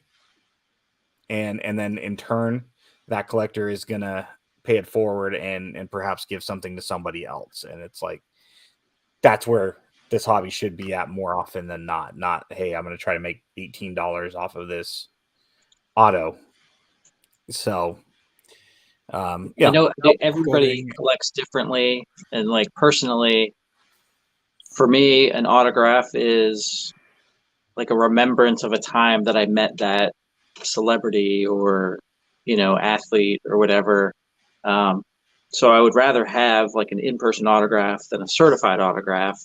I'll pull the certified autograph at $1 boxes or $5 boxes. If it's a good looking card or from a set I'm working on or if it appeals to me. But I'm not going to spend $20, $50, $100 on autographs. I would love to have a first Bowman Chris Bryant autograph, but Rocky's like, I'd also rather meet him and get an autograph on just a 2015 Topps card. No, when I met Dave Stewart a couple years back at FanFest, he was running late, too busy running behind, couldn't sign autographs. Everybody's like, Stu. And I was like, "Hey, can I shake your hand, my man? Loved watching you when I was a kid." Shook out, pulled out his hand. We shook hands. He walked. It's like, I got 25 autographs in my collection. I got to shake his hand. The hand that won World Series games, that was his right hand. To me, that's the memory of a 10-year-old Ben that got to enjoy that as a 40-year-old man. I don't need his autograph on a trading card. The memory will live with me forever. And so I haven't been on here, so I haven't told this story. I don't think, but I got back into cards in 2010 because I worked for my local minor league team for the summer, and I brought my kids to the game while I was like working in the ticket office. They would go and just talk to the players. And once the other employees found out that those were my kids, like waiting in line to come into the stadium, they let them come in early, and they would go scrounge around for baseballs, and get the players to sign them. And the team set came out, and half the guys were already gone. They'd gone up or gone down. And they were trying to get these autographs. And so I started making my own, in Photoshop. I literally Googled, baseball card designs, and I just tried to emulate what I liked about cards. And then we started buying packs of cards. And I think that was the first year that Pro Debut came out. And then maybe a year or two later, Heritage Minor League came out. So that was pretty cool to see some of those players that we had just seen coming through. So I would go to the games. My kids would take pictures like with my somewhat decent camera, and then I'd mock them up in Photoshop, get them printed out and get autographs. And that's what got me back into cards is, we were looking for, these personal experiences. Because at that point, those players in single A ball were closer to my kids' age than they were to my age. I don't know when that happened, but yeah. and then they grew up and grew out of cards, and I stuck around. And then 2016 happened for the Cubs, and Topps Now was kind of lightning in a bottle that year. I was buying them all. I was checking Topps every day to see what was coming out. They started doing the Throwback Thursday. And then when they launched Living, I was in there almost from the get-go because Ian Happ was one of the first cards. And I was just going to get the Cubs, and, I liked the set, and I went back and got all the ones that I missed and been collecting ever since. Yeah, no, that's awesome. Whatever happened to that guy? He just Ian Happ. Oh, he started off hot. He was like batting 750 through the first 3 or 4 games. Steph, where have you been? We all knew that. Those are legit this year. HGA CEO is out. Tyler Hitt announced on Facebook that he's no longer, as Sports Card Radio would put it, the fake CEO of HGA. It's your basic vanilla canned press release. I'm leaving for personal reasons. In reality, Tyler was forced out by the investors he brought in to prop him, his finances up.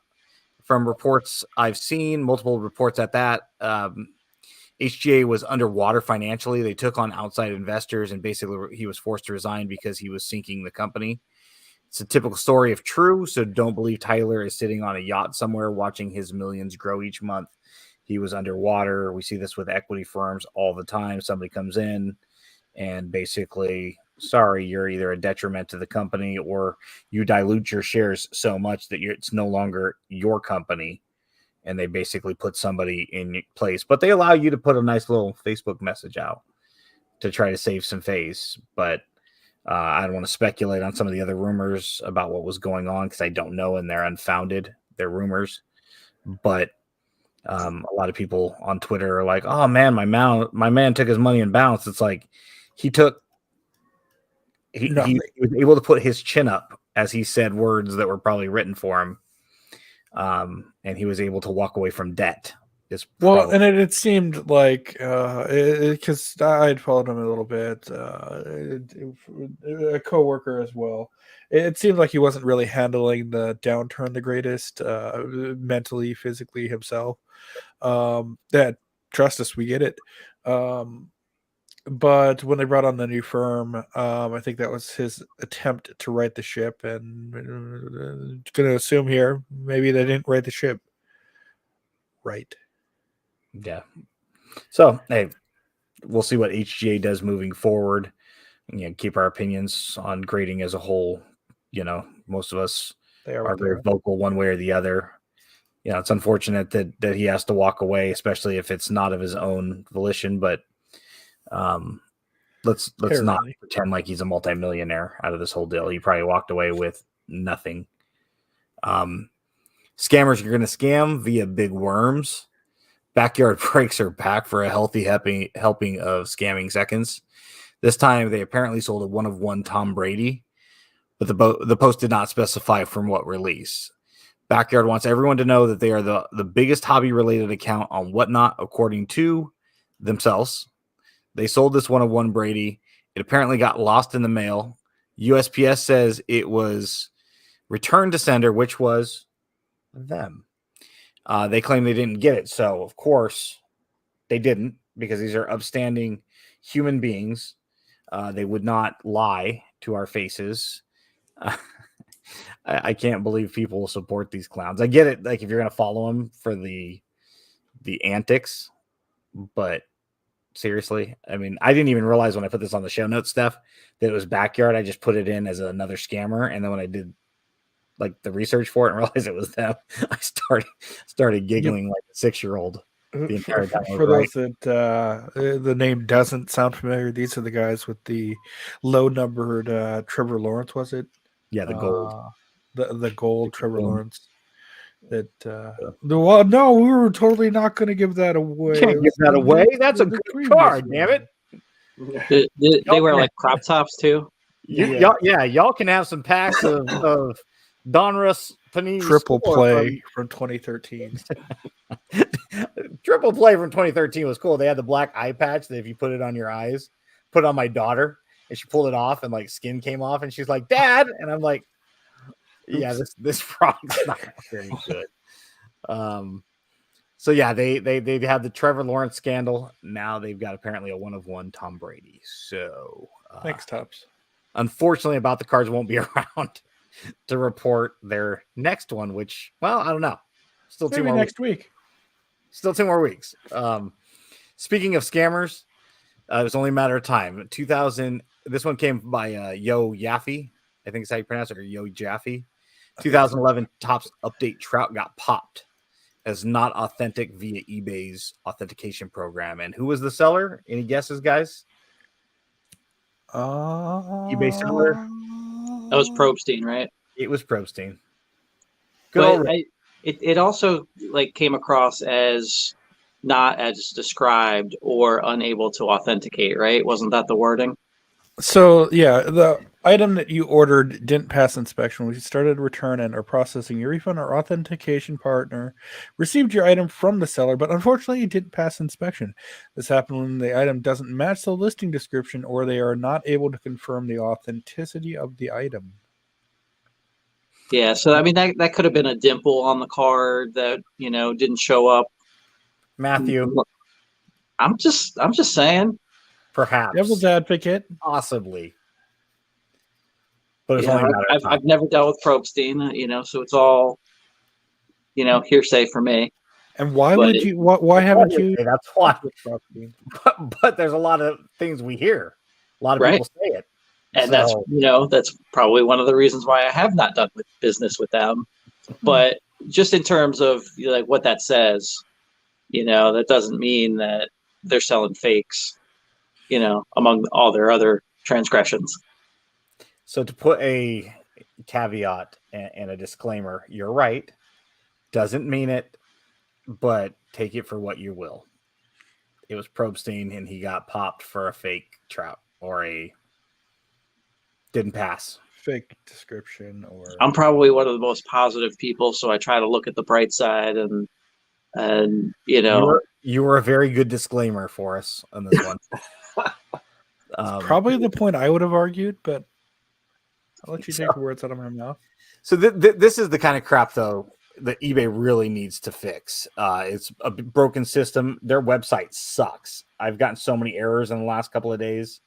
And then you call customer service, and they're like, no help at all. It's like, seriously, guys, you guys just have given up. You'll just keep your market share. This tweet shared via a screenshot in which eBay buyer won an auction, refused to pay, stating that, quote, they can't buy when the last one sold for $4,000 less. I believe the card in question, if I'm not mistaken, was a Prism WWE Color Blast John Cena, because I saw some other tweets. So I'm pretty sure it's one and the same. Ivan, watch the breaks, go GTS. Very vocal, tagging eBay in tweets related to this continuous matter. Saying that sellers are faced with even labeling eBay, basically calling them a market manipulator, according to one of his tweets.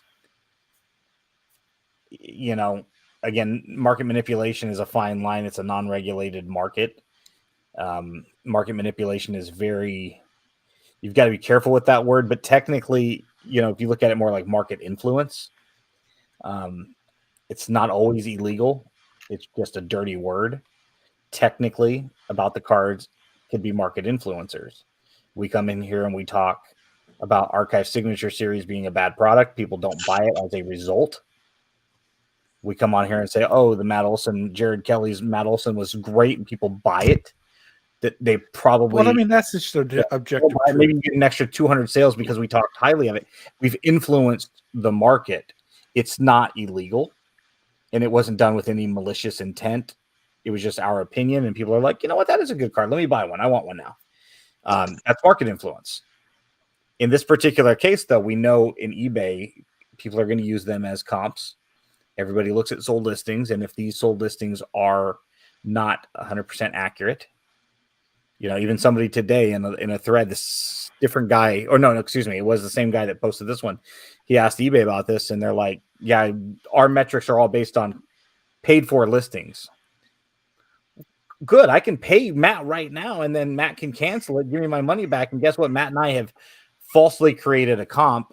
We've colluded to do so, and now we have a sold comp. Now Jared goes to buy the card from Steph, and he's like, well, the last one sold for X, Y, Z. And Matt and I are over here like, nah, it really didn't. But eBay's metrics are going to suggest it was completed and it was paid for because it was momentarily. Did you guys talk about the Alex Pardee Mookie Betts guy? We did not.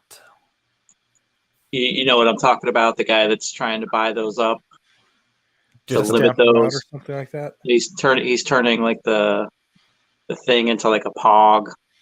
Yeah, he's pulling out the little corner piece. Mm-hmm. Yeah, Paul Lesko tweets about it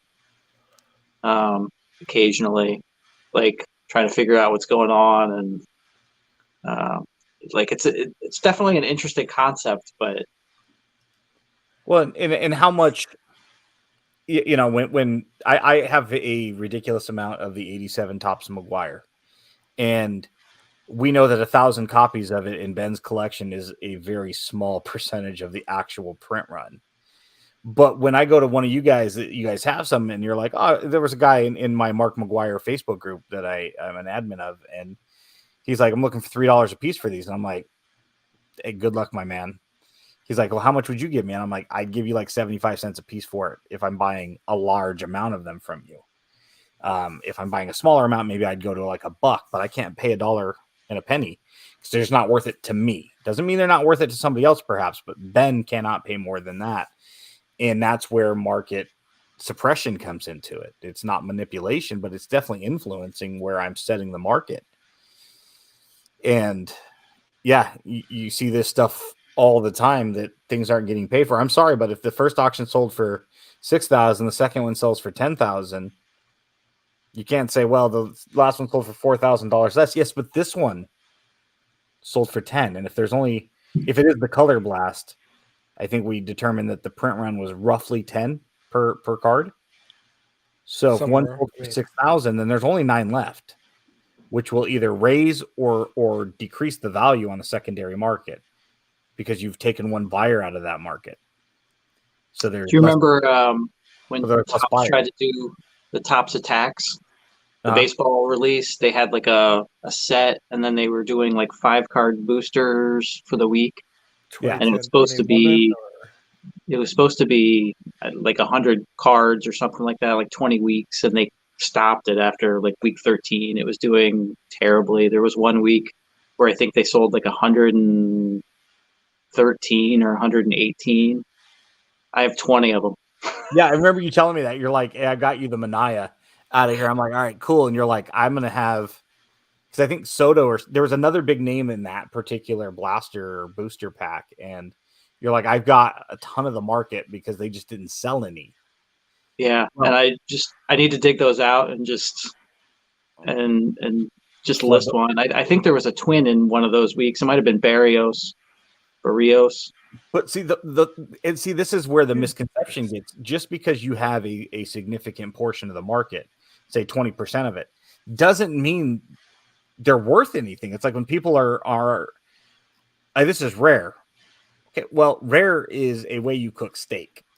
You know, hard to find. Is it though? Well, it's a option. It's an option. Maybe not the best I love the paradox of the on-demand stuff where this did not sell a whole lot because nobody wanted it, and now the print run is low, so everybody wants it. And not only did they go 13 weeks, but the print run is to be announced still on Topps website. That's because Matt hasn't listed any of his. Yeah, sorry, my bad. But yeah, that's always, you didn't want it yesterday, now you want it. Oh, well, only 88 people wanted it. Now I want one.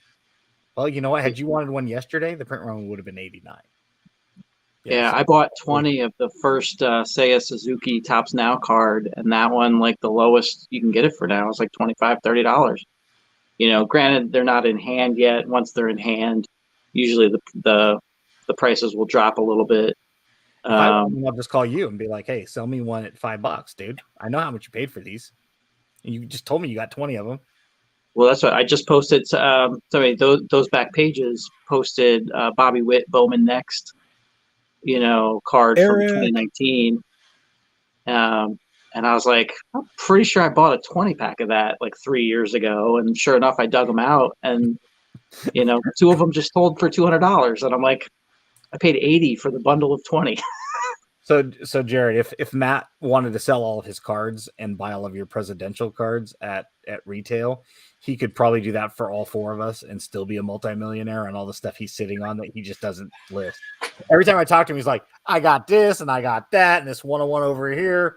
I'll list it eventually. I'm like, I'm impressed because it'll still be a box 40 years from now.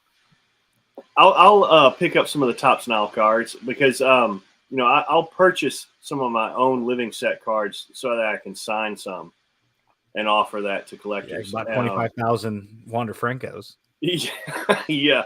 The amount of commission you make, a big sale. That's not a good deal. You know that, right?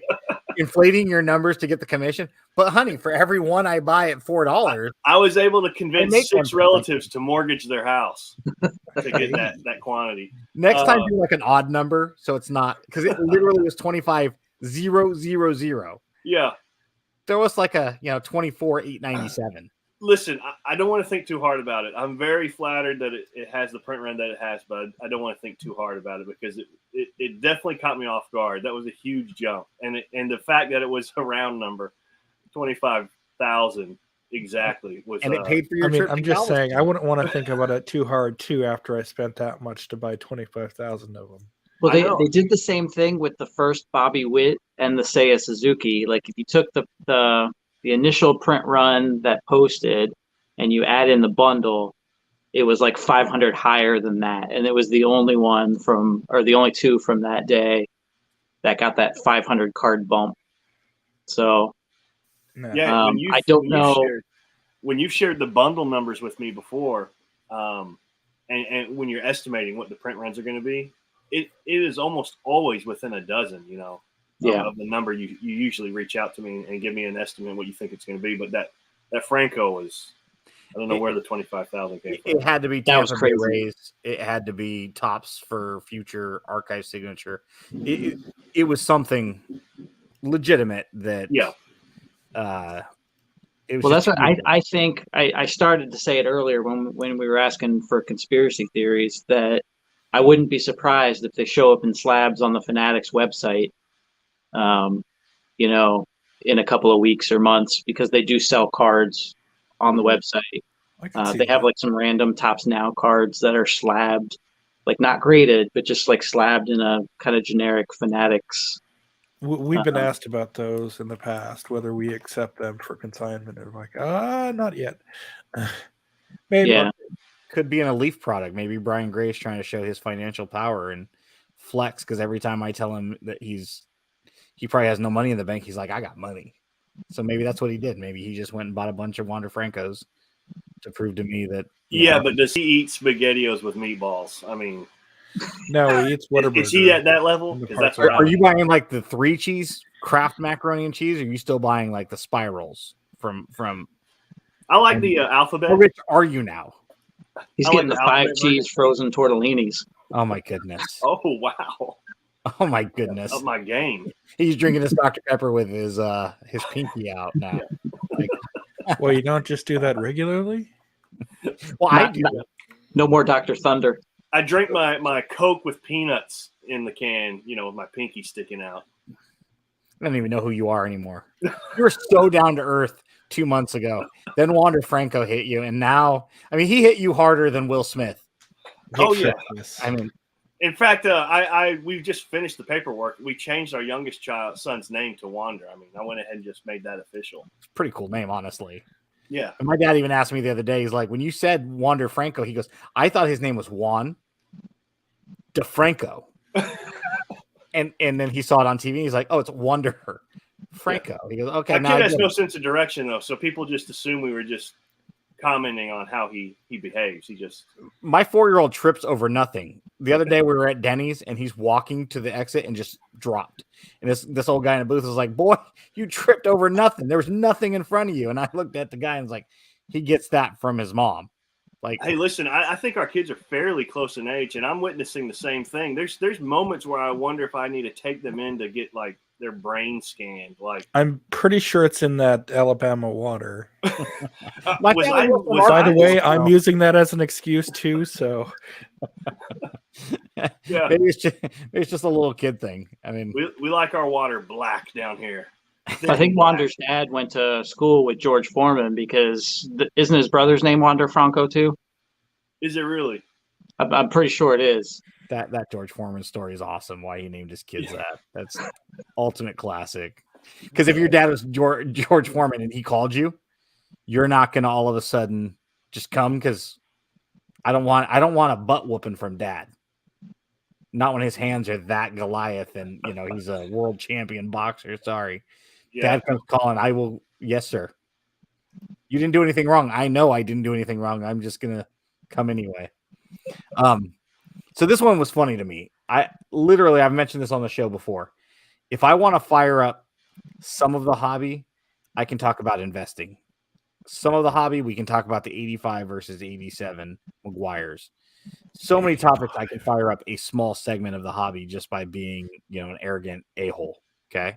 If I want to fire up the entire hobby at the exact same time, I just have to hashtag 2 words. Hashtag no tape with a picture of a top loader with some blue tape on it.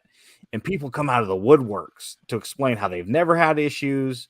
Oh, team bags. And, even if I'm trying to do it tongue in cheek, like I did the other night, still 50 people wanted to comment. And it was like, this was not supposed to be this was just a post. But this one takes the cake, and it's almost too good to be true. Steph, do you have the tweet? I do. Okay, there's definitely something worse than Scotch tape or even duct tape. This guy. Okay, This I don't want is to say guy. I want to say update because it's a Ulster game shot. No, Series 1. 2022 Topps Baseball Series 1 in the name relic for Bo Bichette. Congrats, nice card. Numbered 8 of 8. It's the B in Bichette. In a sleeve, in a top loader with a Band-Aid over the top. I see this and I feel like there's a junkie who has just robbed somebody and has got an eBay account or something, and they're making sales and they're having to drop things in the mail however they can. They're pulling Band-Aids. There's no tape there. That's the gauze that the card's going to bump into. Yeah. The gauze part of the Band-Aid. That's the thing. It's like a Band-Aid. It's like I ran out of painter's tape and Scotch tape and duct tape and team bags, so let me just rip this Band-Aid off my arm, slap it on there. I mean, as Herman put it, it's just a B for Band-Aid. That's it. It's branding. It's the triple B card. You got Bo, you got Bichette, you have Band-Aid. So I think the only time I've ever been blocked by somebody was on a no tape thread. And I was playing Devil's Advocate with Ben, and I think I posted like the slap of Flex Seal on it because they were talking about protecting it from like liquid or something, and I was like, "Oh, just slap like Flex Seal on it," and I posted the Flex Seal GIF, and they blocked me. I'm like, Yes. database. Yeah, What? database. My GIF database says that it's pronounced GIF. Yeah, the guy that called it that died. So now we can fix it. yeah, He's out of here, buddy. Yeah. Not to make light of passing of anybody, of course. We do have 2 more quick topics I wanted to get to before the end of the show. Just real quick. Ronnie Berry had posted that, got 2021 Topps Big League Baseball that perhaps drops next week. Supposed to drop next Wednesday. What would happen if they threw a Wander Franco card in there? And speaking of slapping things on things, slapped an RC logo right on it. Technically, it's a 2021 product. What if a manufacturer did something stupid like that intentionally or not? Like put a RC logo on a 2021 Bowman's Best product on New Year's Eve. Well, then it would now supersede the Bowen's Best because due to its original release date. Because it's a 2021 product. So if a Wander Franco rookie card logo card ended up in this big league baseball release, it does become the rookie card now because it's a 2021. Rookie cards are overrated. They are. Collect what you like. Argue. See, there it is. I can't read what I wrote, but Is that the actual post? Yeah, it is. How do you pull this crap? How do you pull this crap out of thin air? I know. He's amazing. On episode 200, you're going to have to tell us what the secret is. Do you really have a DeLorean hidden somewhere? It's really simple. From OAC cards, Flex, and then I just got really lucky because it was the only one. I think How old was that? April 30th, 2020. It's 2 years, almost our 2 year Yeah, anniversary. that was like the beginning of the pandemic. I think we're going to find out that Steph is one of Elon Musk's first guinea pigs for his Neuralink. And he got paid in Whataburger. So Steph is mentally far beyond our capacities. Well, we already knew So that. like Data from Star Trek. Yeah, you're like a cyborg, yeah, or an android or something. I do want to mention, since we mentioned Paul Lesko, and we can't go one show without mentioning another lawsuit, and we do have one for next week also that didn't make the show notes. This one's really interesting. There's not a whole lot of notes. It's really the long-term ramifications if the plaintiff wins. Lance Jackson sued Collectors Universe, or PSA. He's alleging that his 96 Topps Chrome Refractor Kobe Bryant was damaged while in PSA's possession. This was filed in February of 2021 and still has no resolution. The case is currently in progress and stagnant. So why did Paul bring this up? If this case goes favorably for Jackson, if he wins, it could have serious ripple effects on other hobby programs, most notably the aforementioned eBay's authentication program, which has already seen its fair share of negative press within the hobby. I mean, they've already perhaps damaged some cards. We've seen tweets where, people are like, hey, this got damaged and now I've got to eat the cost of it and I've got to issue a refund. He did put side-by-side pictures of it to see whether or not you yourself can see damage in the before and after. But it's definitely a lawsuit that we want to keep an eye on.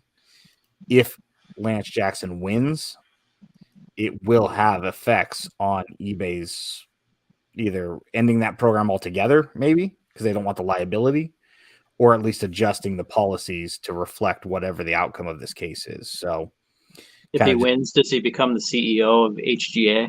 Heck yeah. Yeah. And Tyler can put out another Facebook press release welcoming saying that he's coming back. Yeah. So I'm not seeing the ripple. However, I do see a fingerprint. I don't know if that's just on the slab or on the card itself. Oh, he's directly pointing at it, isn't he? Wow, I'm blind. Yeah. So just something to keep an eye on as collectors, just to see if he wins or loses, and if he wins, what it does. If he loses, nothing's going to change, obviously. But if he wins, there might have to be some new liability language in the policies related to this eBay program and perhaps some other ones where you're, I don't know, maybe even ComC. You guys are taking possession of cards too. I send you maybe my cards. We already have something like that. And you might have it. Just it might affect a liability shield to even further. I bet ComC would at least take a look at their language. Maybe we're already looking at the language. You know what? Now that's going to be the show notes next week. Are you looking at the language? I cannot confirm nor deny. Of course not. You bring it up and you don't want to talk about it now. So yeah, we had a couple of other topics. Panini Prism, just real quick. There was a Panini Prism WWE commercial on Raw this past week. Pretty cool that it's getting that kind of run. And the first gold Prism auto of Hulk Hogan, numbered to 10, was listed on eBay for $20,000. I asked the person that posted it if that was a realistic selling price, like seriously, or is that like the range that it could sell for? A few responses basically said if it went to auction, it would probably sell for about $300. Nice That looking card. Nice gold colors, wearing the bandana, shirtless. It's 80s-ish era photo. Holding the WCW, I think, belt. Don't quote me. I watched wrestling in like the Attitude Era, and I really haven't watched much of it in the last 10, 15 years. It kind of had a renewed interest when they started the living set, but at the same time, like I didn't seek out any episodes or pay-per-views or anything like that. I just, like, oh, I remember this guy. I'd never heard of these people. They must be current. But then I actually watched WrestleMania, or at least most of it. I don't realize when it happened, but apparently all their pay-per-views are part of Peacock, which I do subscribe to. So it was included in something I was already heck yeah. subscribed to. So I watched it, and then I feel like wrestling's had like a big bump in the last year or two. Or it's like learning a new word and all of a sudden it's everywhere. So it could be one of those situations where I'm following more people on Twitter that post about wrestling than I had previously been. Probably. And Prism right now is everywhere. And I do see that Jared did not take notes about how harsh Ben was on the living wrestling, because he didn't even care about that. He's like, I'm not affiliated with that. You blast that all you want, man. That Bruno is or soccer is the Bruno of the living set. We don't talk about it. Wrestling was just bad. It just was too cartoon looking.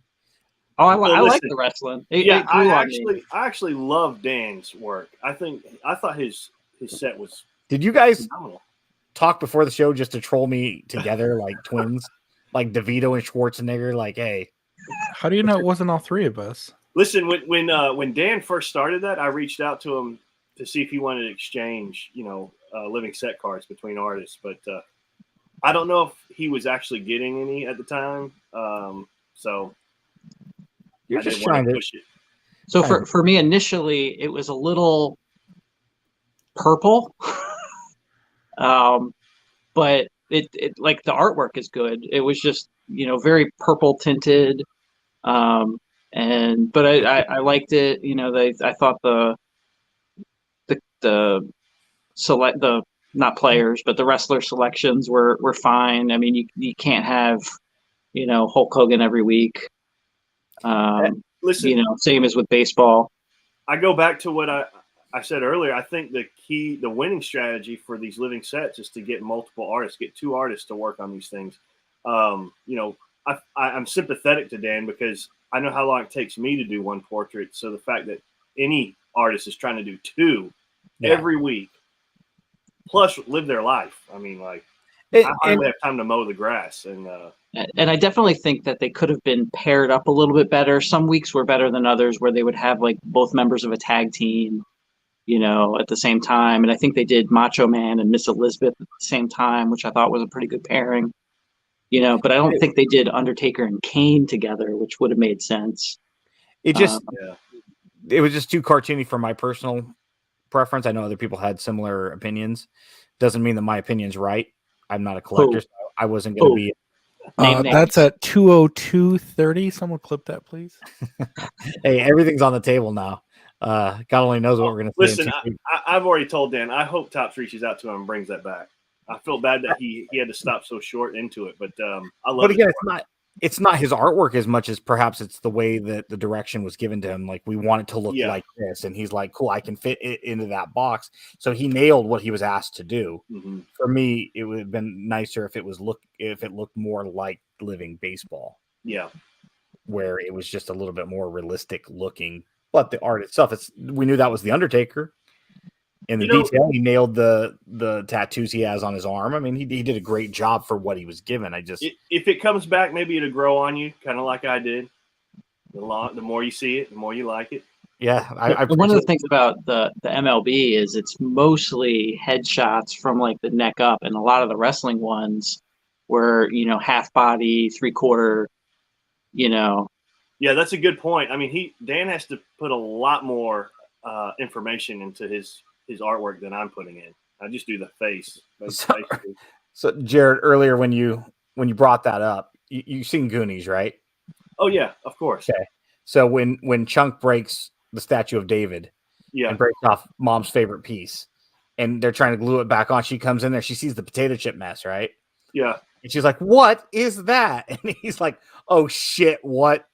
That's the exact feeling I had when you're like, so I have quotes that Ben said on previous shows. Like, oh, listen, I was laughing when I heard those episodes. I mean, like I said, I knew it was going to be hard for some people to embrace change. It always is, and in everything in life. You don't like change. We're just creatures of habit. We love to have our routines. And for 3 years, we had a routine with a wonderful art of just Naomi Sato, and here comes a new guy. So we didn't know. I totally expected it, and I never did take it personal. I still don't take it personal.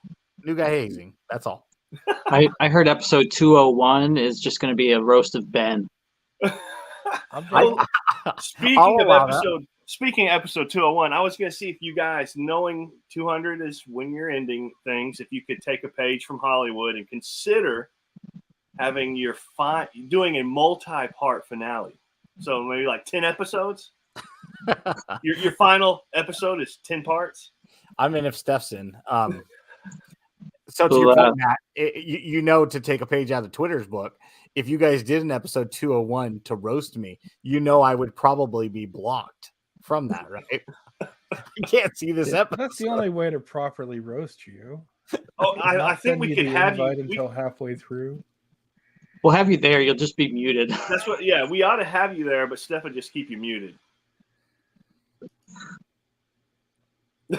We'll invite your biggest fans. What's that, Ben? Defend yourself. Oh, yeah. Wow. He disappeared. All right, guys. We are over 2 hours. I'm sure we could probably go for hours and hours more. You know, I don't want to speak for Steph. Don't have a problem hopping back in once in a while and doing special episodes where just talk with certain people and not have it necessarily be on a Wednesday night. Well, and that I kind of alluded to that. I did say that post national will be driving kind of across the country a little bit. Do have plans to stop through Alabama, more so on Birmingham, but we may take a trip south. Hey, I'm not far from Birmingham, so let me know when you're coming and I'll meet up for lunch. Whataburger is one of my personal favorites as well. Hey, oh, just screw me because I'm out here in California. You can fly to the national. We do California. You screwed yourself.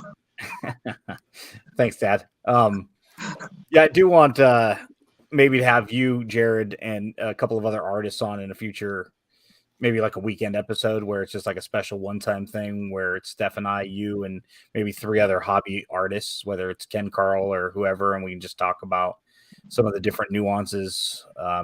Just more stuff like that versus having a weekly routine where we're just kind of talking about hobby happenings. I'll have my spin-off where I'll talk about print runs. Yeah, I'll like down for that. I'll hop on. We'll travel. Open, ready to go. I'll perfect my TikTok dances and I'll limit them to like a minute. I can show you some Fortnite ones. Hey, seriously though, I love everything you guys have done. I mean, you put in a ton of work. You've done some amazing episodes. It's been very informative for me as someone who's not a collector. I'm more of an artist that does sports art. So I like hearing the collector's point of view. So I appreciate everything you've done. And I know it's a lot of work. I have no idea. I mean, I feel like it's a tip of an iceberg, what we see. So, Steph, Ben, good job. And I wish you the best in life. And I'm sure we'll cross paths in the hobby events and whatnot. So I'm just more happy that you didn't have any quotes from me. Yeah.